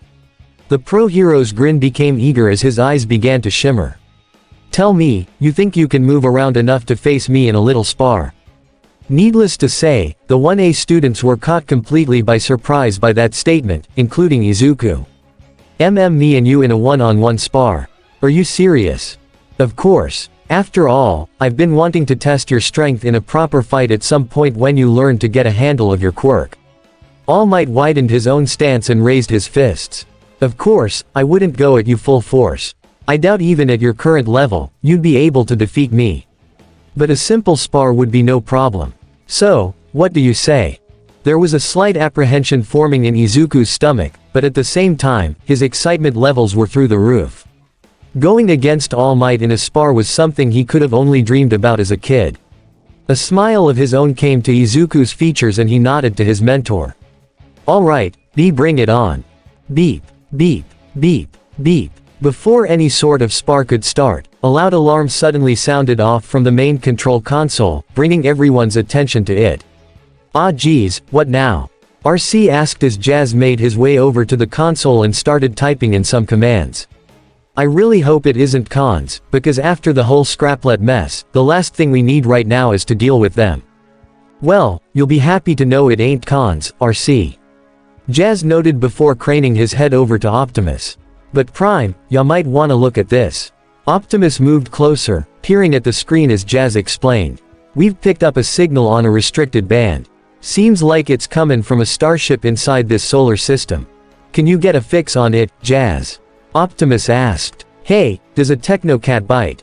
With a few more inputs, Jazz eventually managed to focus in on the signal, and when he read it on the screen, he could hardly believe his optics. It was an Autobot insignia, and it was headed towards Earth. Whoa, no way. That's an Autobot ID beacon. Prime, someone's got yo message already. Izuku's head perked up in intrigue. Wait, message. What message? The one I sent out into space the day after our debacle with Shatter and Dropkick. Optimus explained. I sent it out on a secure, Autobot-only signal, in hopes that any other Autobot stragglers out in the galaxy would find it and come here to join us. That got everyone's interest piqued. Wait, so that means that not all of the Autobots were on the Ark? Denki scratched his head. Does that mean there's even more out there? Strongarm nodded down to him. That's right. There were several Autobots that left Cybertron, but weren't part of the Ark's exploration team. They left to go fight Decepticons elsewhere in the galaxy, namely on Cybertronian colony planets. Her brow furrowed as she focused back on the screen. However, there are cases where Decepticons send out false distress beacons. Optimus, sir, I advise using heavy caution. Of course, Strongarm. Optimus agreed before activating the open channel. Unknown vessel, this is Autobot Outpost Omega-1. Identify yourself. There was a bit of static before a voice rang out, one that was undoubtedly male and had a rather sardonic tone to it. Sheesh, tell me how you really feel, huh? I've had warmer welcomes from Decepticon combat brigades. Immediately, Bulkhead's optics widened, stunned at who it was. He knew that brand of sarcasm anywhere. Springer. Bulkhead grinned as he lurched forward, almost causing Mina to fall off his shoulder as he closed in on the comm. Haha, you old con crusher. What are you doing all the way out here? MHA. Bulkhead. The bot, apparently named Springer, replied. By Trion's beard, is that really you? Hey, what's with all the security? The rock we're on is crawling with cons. Bulkhead explained. How soon can ya get here and even the odds? Sometime tomorrow, if I put metal to the pedal. Mina's eyes lit up, both excited and curious about Bulkhead's buddy. Oh man, another bot's coming here. That's so cool. Bulkhead gave her a nod, making his own excitement clear. Springer, Optimus pondered, finding the name familiar. I know of him by reputation only. He sent his gaze over to Bulkhead, hoping he could assure him that this was indeed his friend. Can you verify his voice print? He is 1000% the real deal, Optimus. Bulkhead guaranteed. Seeing the certainty in Bulkhead's optics, Optimus nodded to him and spoke back to Springer once more. We will send landing coordinates, Springer. Safe journey. See ya soon, buddy. Bulkhead added as Jazz went to sign off. I'll make sure you get a proper welcome. Hey, I look forward to it. Springer, out. And with that, the comlink was shut, allowing everyone to process just what was happening. Momo clapped her hands together happily. Well, this is certainly exciting, isn't it? Another Autobot arriving on Earth. Indeed, I didn't think we'd see any more until we found the Ark. Tenya furthered. Kyoka smirked up to Bulkhead, her arms crossed as she saw how thrilled he really was. Well, don't leave us hanging, Bulk, who's the boyfriend. That got a big laugh out of the Autobot bruiser. Ha ha. Ah, Springs and I go way back. We used to be part of the same war unit, the Wreckers. He smashed his fists together for emphasis. Which means the cons are gonna wish he'd never found us. And that made Mina all the more interested. Ooh, the Wreckers, huh? Sounds awesome. Tell me more. Yeah, me too. Eijiro jumped in, his toothy grin wide as he was eager to learn more. Sounds like something that's right up my alley. Hee, I'd be happy to tell you guys all about it, but I think it's best to wait for tomorrow when Springs actually gets here. Bulkhead recommended. Trust me, when he gets here, we'll be able to tell our wrecking stories in full detail, and then you'll get a good idea on what it means to be a wrecker. His optics shifted over to the nearby clock on the wall, noting the time. Besides, it's getting pretty late as is. All Might hummed in agreement. Yes, you make a good point there, Bulkhead. He craned his head down to his pupil with an apologetic smile. I'm truly sorry, young Midoriya, but I believe our little spar will have to wait until tomorrow. The quirk inheritor couldn't help but feel his shoulders slump slightly. Oh, why yeah, that's fine. I understand. But still, he smiled as he remembered, but hey, tomorrow we've got our hero training class, so maybe I'll get to use it then. Yes, we'll see. All Might raised a finger to his student in a show of support. But remember, some things may be best left a secret when it comes to the sports festival. Kyoka couldn't help but raise an eyebrow at that. Wait, seriously? Are you saying you don't want Izuku to take advantage of this new, whatever it is he's figured out until the festival? Seems kinda counterproductive if you ask me. But think about it, young Jiro. All Might pointed out. Any advantage you have would be kept close to the chest, wouldn't it? Plenty of other athletes do in with any other sport, after all. He waved a hand to the rest of the 1A students. Besides, everyone likes to keep certain techniques to themselves, and you, young Midoriya, have already shown a potential new advantage to 7 of your classmates. Perhaps you may want to keep that in mind for the rest of the students in your class, All Might makes a good argument, Midoriya. Tenya concurred. There are some techniques that not even I have shown to any of you, aside from Strongarm. Trust me, he's got some neat moves. Strongarm vouched. Izuku pondered over the advice and found himself quickly seeing what his friends and mentor were talking about. Why yeah, you guys make some good points. I'll be sure to keep this, whatever it is on the down low in school, at least for now. Well, I might not fully agree with it, but I guess I can see what you're all saying. Kyoka acknowledged before a small yawn came out of her, the perplexed stretching her arms up as the exhaustion of the day began to come over her. Well, in any case, I think it's about time we all cleared out. Ochako couldn't help but yawn a little herself. Yeah, we've got a big day tomorrow anyway. Bumblebee suddenly transformed and opened his doors up, inviting the kids to climb in. ZRKT, well don't just sit there and stare, ZRKT, let's whisk you off to Slumberland. Before long, all of the students, including May, had gathered up and gotten into their respective rides to go home. Once RC, Bulkhead and Bumblebee left and the other Autobots had dispersed, Optimus set his sights down to All Might inquisitively. So, I feel I must ask, has he made significant progress in your eyes? Far more than I thought he would make in this time. All Might replied, his smile bright and full of pride. Admittedly, I took to the quirk much faster than he had, but still, this is definitely a good pace. Now my only hope is that he'll be able to acclimate to this new ability well. I've never used one for all in such a way, so to see him do something completely unique with it, it's exciting to see. He craned his head up to Optimus one more time. And I have you to thank for helping his progress along, my friend. Think nothing of it. Optimus waved. I simply imparted my own wisdom onto the boy. He discovered this new form on his own. And I look forward to seeing him utilize it in the future. The Autobot commander shifted his attention back to the command console, seeing the Autobot symbol moving closer and closer to Earth. Tomorrow will be quite the exhilarating day, that's for certain. Meanwhile, halfway across the world, a certain Decepticon Air Commander was not all too happy. Goo, I cannot fathom all of this, Swift. Starscream groaned as he skulked along the hallways of the dark side, with Swift walking much more casually behind him. The Decepticon officer was currently reading a data pad, encroached in the intergalactic news that it had to offer. All the while, Starscream just kept rambling, mostly to himself. We've been on this planet for over a decacycle now and we've yet to really best those Autobot pests.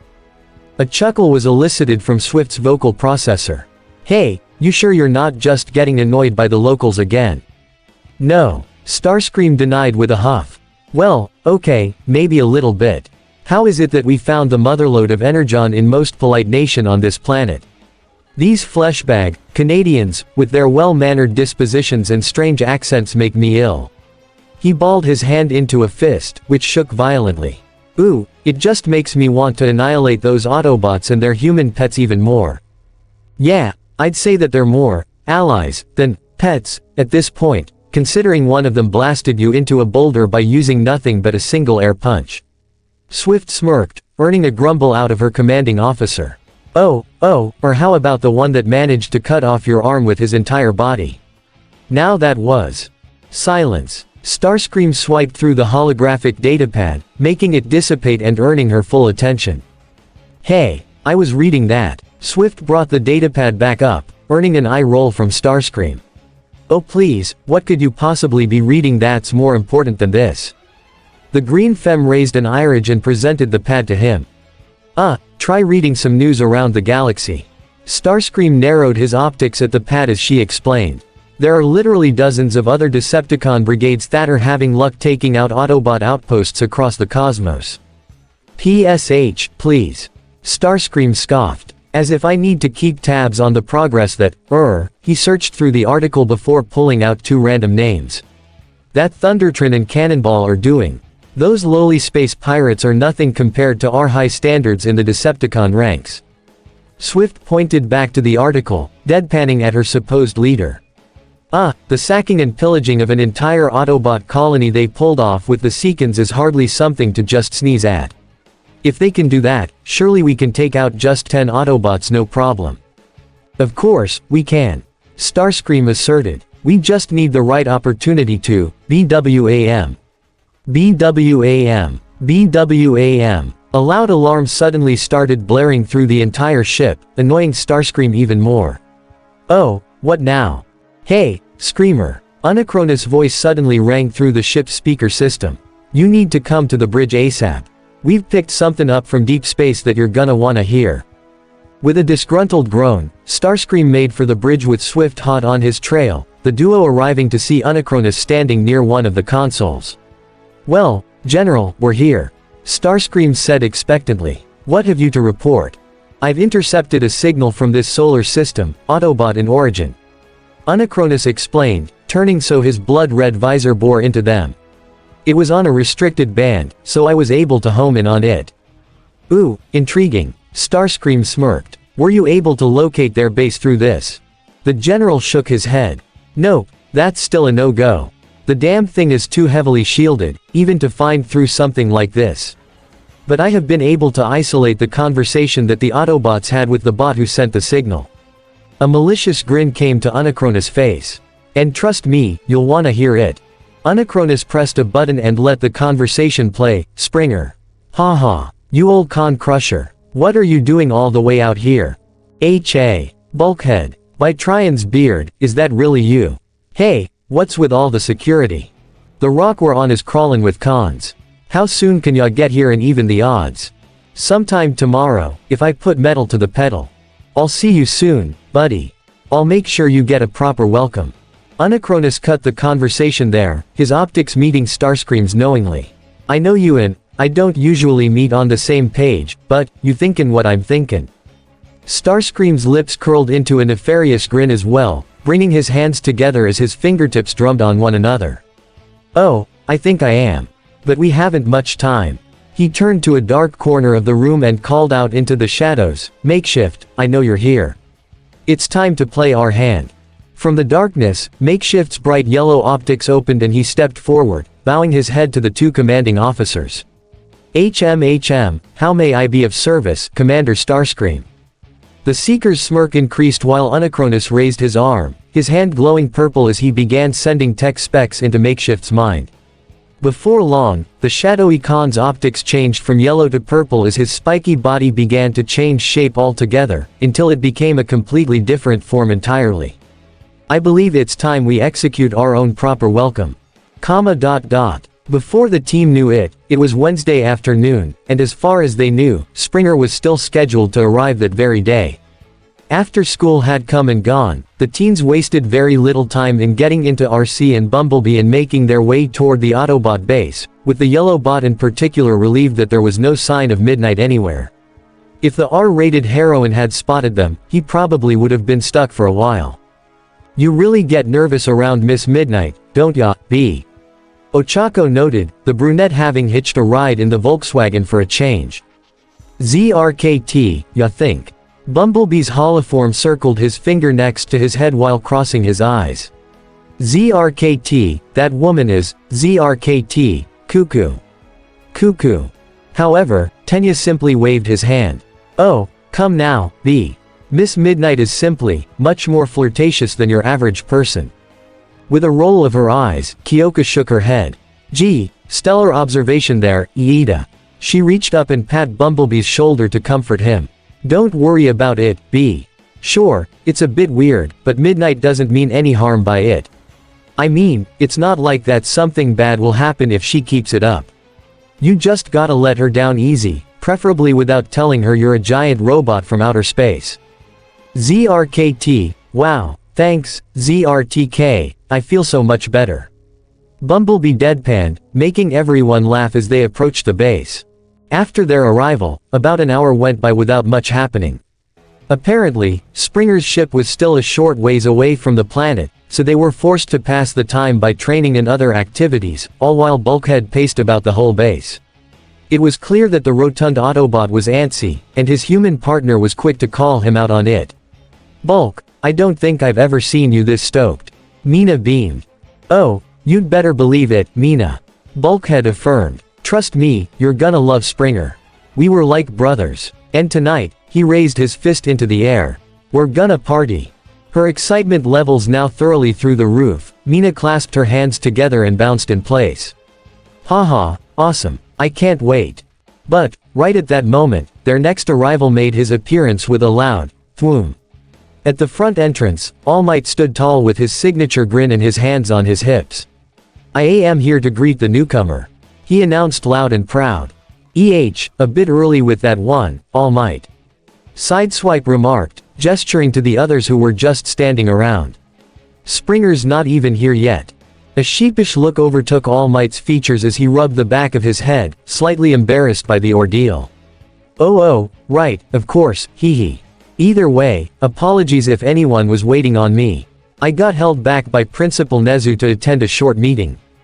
That's quite alright, All Might, you're actually right on time. Optimus assured, waving a hand toward the main console. It showed the Autobot signal closing in on planet Earth at ever-increasing speeds, which could only mean one thing: Springer is nearly here, so I suggest that everyone be on standby for his arrival. Red alert. The medic gave Optimus a salute as he pressed a few buttons on the ground bridge terminal. Ground bridge is cycling up, zeeked. Gah. Red alert took a step back as some sparks spat out of the control module, all while letting out a frustrated grumble. Ugh, blasted scraplets. The equipment hasn't been the same since the infestation. Next to him, May's lips turned up into a sneer. I hate those little bugs. Even when they're gone, they still find ways to make me mad. So, let me get this straight, Prime. Ajiro spoke up, garnering Optimus' attention. We're having Springer land halfway across the world and then bridging him here. Optimus nodded down to him. Yes, Ajiro, as a precautionary step. We can't risk revealing the location of our base, just in case the Decepticons are tracking Springer's ship. With a small shrug, the spiky redhead placed his hands behind his head. Yeah, I guess that makes sense, he trailed off as another topic came to mind. Hey, Bulkhead, so what exactly is this whole Wrecker, business anyway. Hey yeah, I haven't been able to stop thinking about that since last night. Mina jumped in as well, grinning up to her partner. Come on, Bulk, quit holding out on us. Hee hee, okay, I might as well give you the gist. Bulkhead relented as he finally sat down, taking a seat on the ground bridge platform as the students all gathered up to hear what he had to say.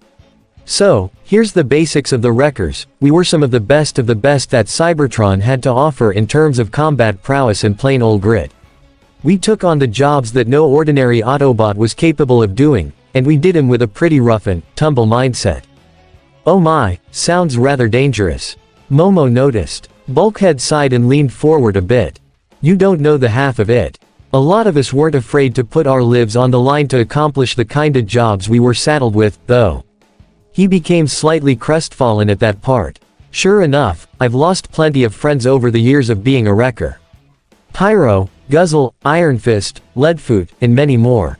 It's actually part of the reason why I left the Wreckers to join Optimus' main crew. I was getting tired of seeing my friends die. The students also became slightly downcast after hearing that. Whoa, can't imagine how hard that must have been for ya, Bulk. Denki empathized. Yeah, being a wrecker can be exciting, but it's also a dangerous job. Bulkhead's saddened face became a smile as he stood up again. But hey, at least I know now that some of my old pals may still be out there somewhere, so. BWAM. BWAM. BWAM. Right at that moment, the base's sensors began to go off as the team's attention was drawn toward the control console, as well as the screen. Much to their shock, several Decepticon signals had appeared directly behind Springer's, and they were closing in fast. Bogies. Windblade clenched her fist. And they're zeroing in right on Springer. Con scum. Bulkhead belted out. Come on, we gotta get moving. Across the planet in the Sierra Nevada desert, said Decepticon bogies had managed to catch up with Springer's ship, the green and yellow spacecraft growing ever closer to the ground. The cons opened fire on the ship, which began bobbing and weaving out of the way, only for a stray shot to hit it in its rear.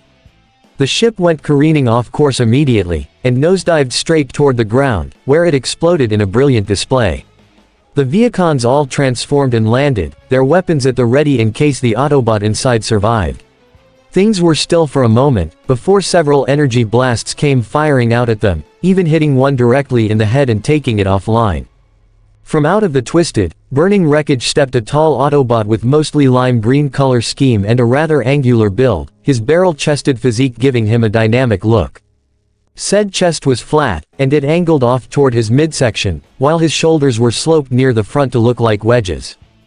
These angles on his shoulders and abdomen were painted yellow, which was also true for the thrusters he had near the small of his back. The rest of his back was actually a darker green, same for the armor plating on his forearms and the belt he had on his waist. His lower legs below his knees meanwhile, were actually a bluish-gray color, which was the same for the wheels that were on his legs and inside his shoulders. Also, his chest, legs, shoulders, and even his back were practically covered in paint chipping and battle damage as well, no doubt souvenirs from the battles he had been in. His shoulders, however, also housed two oddly shaped things clamped onto the tires as well. They appeared to be discs, or even pods of some sort, though what they were for wasn't exactly clear. The one on his left shoulder was indigo with white detailing in its center while the right one was red with black detailing, meaning they stood out from him as plain as day. The bot's helm was actually a somewhat odd shape, with a dual-crested silhouette with an additional single crest at the top of his head. It was mostly lime green aside from the air intakes near his jawline, which were dark green while the vents themselves were also yellow. The metal of his face was a pale green and he wore a cocky smirk. If you're trying to ruin my day, Springer said with narrowed eyes, you're gonna have to try harder. The wrecker raised his plasma blaster and started shooting at the Decepticons again, though his enemies were quick to fire upon him as well. In a split second, he began running around his enemies, drawing their attention away from the wreckage before stopping to pump his legs. And then, sprung. With a leap that left the Viacons astonished, Springer jumped right overhead and then landed right in the middle of them, where he started going hand to hand. Gia. Ha. With a swift punch and kick, He quickly sent 2 Viacons packing, and in a blink and you'll miss it moment, he grabbed one of the Khan's arms and then chopped it off at the shoulder with his bare hands. He used it like a club to get the other ones away from him, and at that point, the Viacons were fairly sure they had sprung oil leaks. "Hey, you Khans have gone soft on me." Springer reached behind his shoulders and pulled out a pair of twin, dual-edged blades, closing in on the Viacons to finish the job.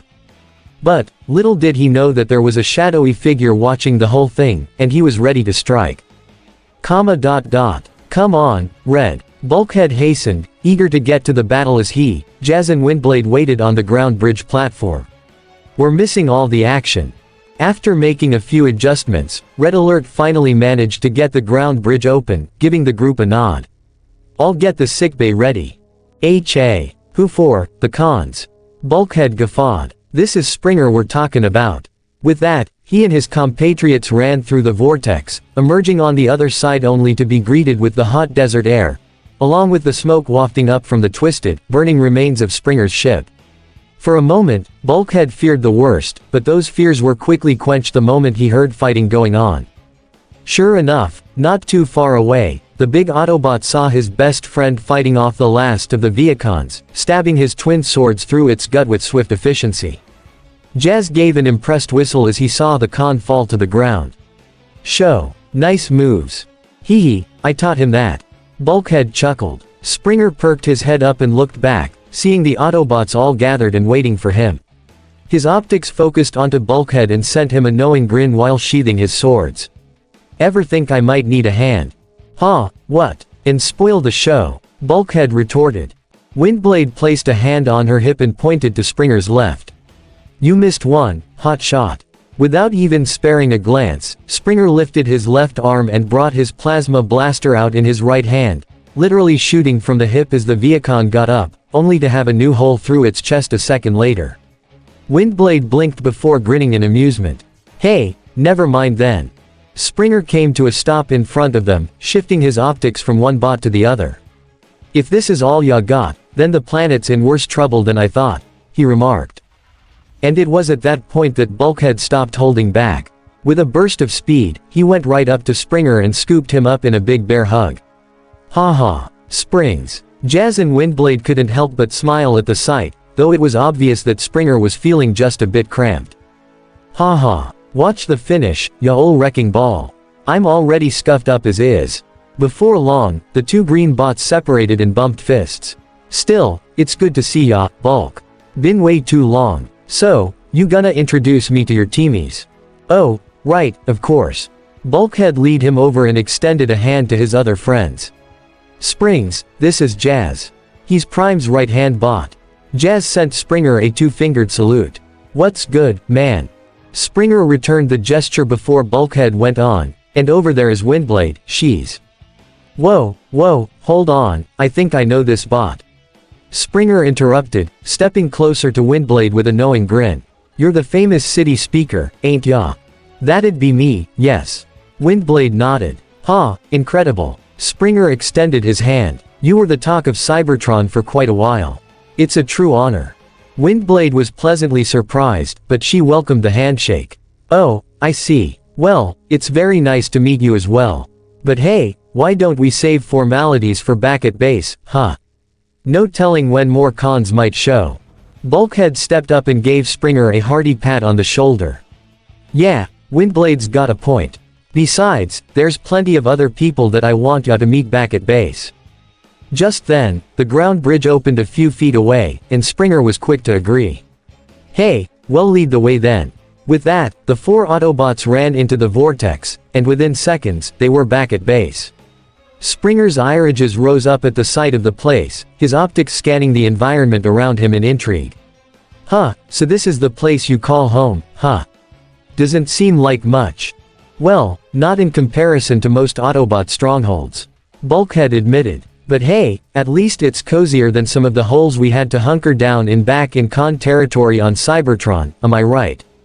"Hey, too true," Springer trailed off the moment he heard a chorus of oohs and ahs coming from his flank, and he turned around to see not just more Autobots but a bunch of organics as well. And they were all staring up at him.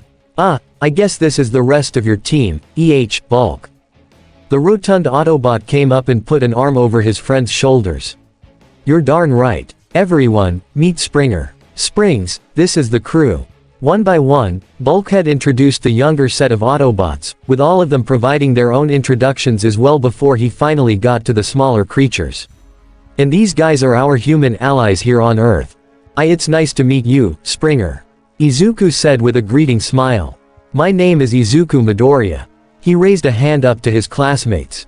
And these are my friends. Again, one at a time, everyone got a chance to introduce themselves to Springer, before finally, only Mina was left.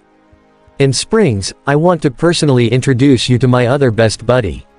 Mina. Bulkhead thrust his hand down to the pink girl, as if he was formally presenting her to his friend.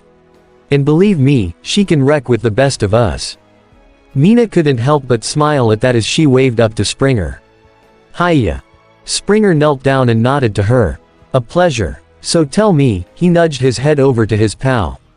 You keepin' Bulkhead out of trouble? Hey, honestly, he's the one who's gotten me out of trouble. Mina shrugged. So you're the troublemaker in this scenario. Springer smirked before eyeing Bulkhead again. We're gonna get along just fine. However, at that moment, he heard a set of thunderous footsteps approaching from behind, and Springer craned his head up just in time to see the Autobot leader himself standing before him. Optimus Prime, it's a privilege. Beneath his faceplate, Optimus smiled and returned in kind. Likewise, soldier. What have you to report from your long journey? Been bouncin' from rock to rock. Springer said as he set his sights back to the Autobots. Searchin' for signs of friend or foe. And now, I find both. Prime nodded in understanding. We are few, but we are strong. We have suffered heavy setbacks, but through them, we have grown. He extended a hand to Springer. And we would relish welcoming a new member into our fold. Springer stared at the hand before chuckling a bit. I'd be honored. He shook Prime's hand, before then noticing the tall, muscular and blonde man standing next to Prime's foot. Whoa, hold up. Who's the beefy human? A pleasure to make your acquaintance, Springer. All Might waved. I am All Might, the symbol of peace and #1 hero in all of Japan. He raised his hand up to the wrecker as well. Please, allow me to formally welcome you to our planet. It's great to have you here. Please, the pleasure's all mine. Springer assured as he gently shook All Might's hand. Honestly, it feels great to just finally have a stable place to crash. And I'm looking forward to getting to know all of you. Then let's get this party started. Bulkhead exclaimed before slapping Springer across the shoulder again, the two bots laughing it up before they bumped chests. Oh joy, Red Alert murmured.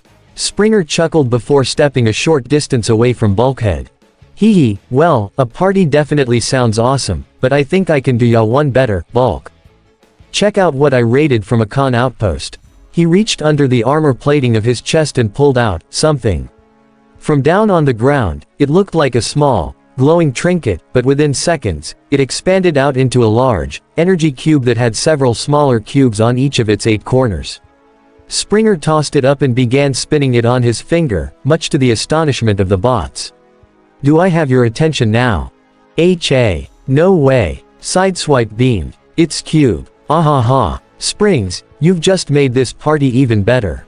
Bulkhead shouted with pumped fists. The humans were only left more baffled by that statement. Well, yeah, we see it's a cube, but what exactly is it? Denki asked. Sunstreaker waved down to them and shook his head. No, it's literally called cube. And it's only the most popular sport on Cybertron. Judging by their expressions, the humans were surprised to say the least. Whoa, no fooling. Kyoka questioned further. I didn't think you guys had sports, honestly. Well, you never asked, now did ya? RC winked, leading Kyoka to roll her eyes. Ochako's eyes brightened up as she gazed curiously at the cube. Say, you don't think it's possible for humans to play cube?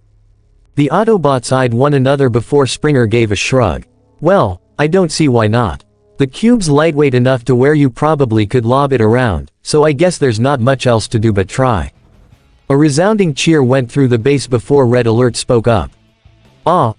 Before we get too ahead of ourselves here, I suggest you take that outside, maybe far toward the beach, he advised as he typed in a few commands on the ground bridge control panel. May and I will be performing some maintenance on the ground bridge for a while, and I would appreciate it if it didn't get wrecked in the process. Of course, red alert. We will get out of your wiring post-haste. Tenya raised his hands and began motioning toward the front entrance. You heard the bot, everyone. Let us proceed single file to the beach and see just what this cube game is all about. Everyone proceeded toward the exit, though Ochako and Kyoko were quick to take notice of Izuku, All Might, Prime and B moving off in a separate direction. Hey Deku. Aren't you gonna join us? Ochako asked. Sorry guys. Izuku apologized, his hand sheepishly rubbing his neck. I already dedicated myself to training my new ability with All Might, remember?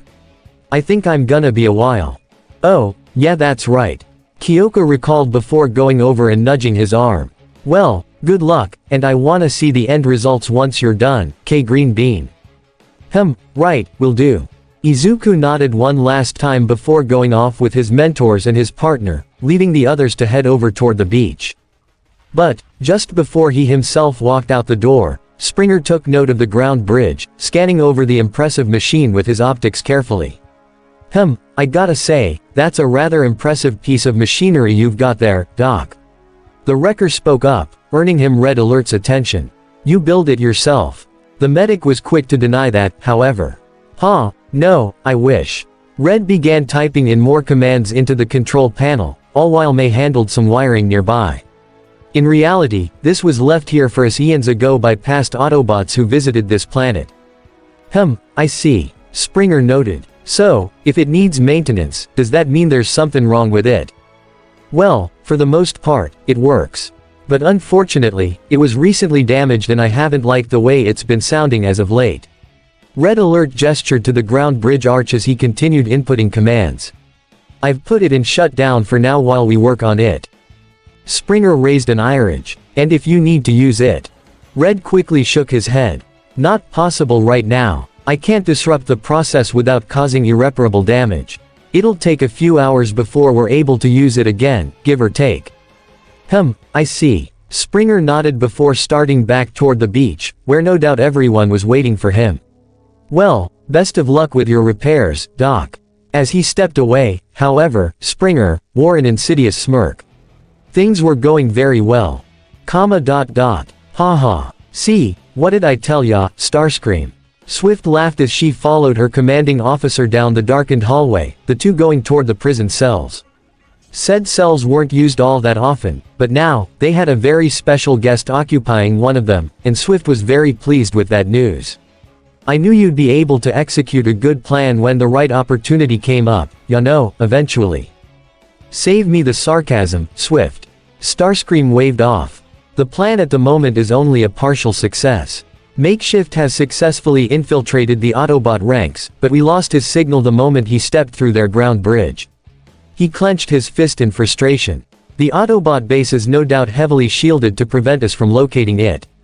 But, no matter. The duo approached a certain prison cell being guarded by two Viacons, which they stopped in front of briefly as the doors slowly opened. I have complete faith in Makeshift. As the doors opened, their prisoner was on display for them to see. Hanging by powerful, heavy shackles from the ceiling, was Springer. The real Springer. The wrecker's head hung low as a groan escaped his vocal processor, no doubt only just coming back online. Swift smirked as she and Starscream approached him. Yep. Our inside bot is already in enemy territory. And he's wearing your look, Mr. War Hero. Tell Megatron that he's fragged in the head if he thinks Bulkhead won't sniff out an imposter. Springer shot back. Starscream gave a sinister chuckle as he moved in toward Springer. Oh, I would, but he isn't here right now. He smiled nefariously. If you couldn't tell, I led this sect of Decepticons. Megatron isn't even on Earth. Springer threw his head back and laughed. Well that explains a lot. Especially the stupid plan. Immediately, Starscream glowered at the wrecker before raising his null ray up at his face. Why you insolent little. Whoa, hold up there, boss. Swift reached up and yanked his arm down, shaking her head at him. Could we maybe not fly off the handle on our prisoners? He could still be useful.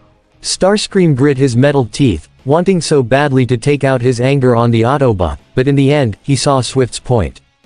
Yes, you are correct, Swift. The Air Commander leaned in, meeting Springer optic to optic. And worry not, Makeshift is good at keeping up appearances. He may only fool your friends long enough to open their ground bridge from within, so that we may finally learn the location of the Autobot base. Starscream waved his hand up and pointed to the ceiling. And from there, my strike team shall be sent in, to stain its floors with the spilt energon of Optimus Prime. Springer glared at the Seeker for a few more seconds before smiling knowingly. Well, good luck with that. The genuine tone he used got him the exact reaction he was looking for, Starscream trembling with rage and aggravation. Oh, you're good, Autobot. Starscream and Swift turned around to leave, but not before whispering to the Viacon guards, keep a close eye on him. He's a wrecker, which means he's very crafty. With that, the massive doors closed, leaving Springer locked up tight in his prison cell once again. He sighed heavily and shook his head. Jumped, shackled and chained, in other words, so far, so good. In reality, Springer had been in several situations like this before, so he knew how to get out of them pretty well, too. This time would be no different, and it also helped that he had a bit of extra assistance in this situation as well. He glanced toward the crimson and indigo disc-shaped pods on his shoulders, his lips moving up into a grin. That Decepti creep may have my face, but there's a couple things that shifters like him just can't replicate. Hope you're ready, because we're getting out of this dump. And it's the end of Season 2 Part 7 of this What If. I hope you guys like it. Don't forget to subscribe, leave a comment down below and subscribe to the channel.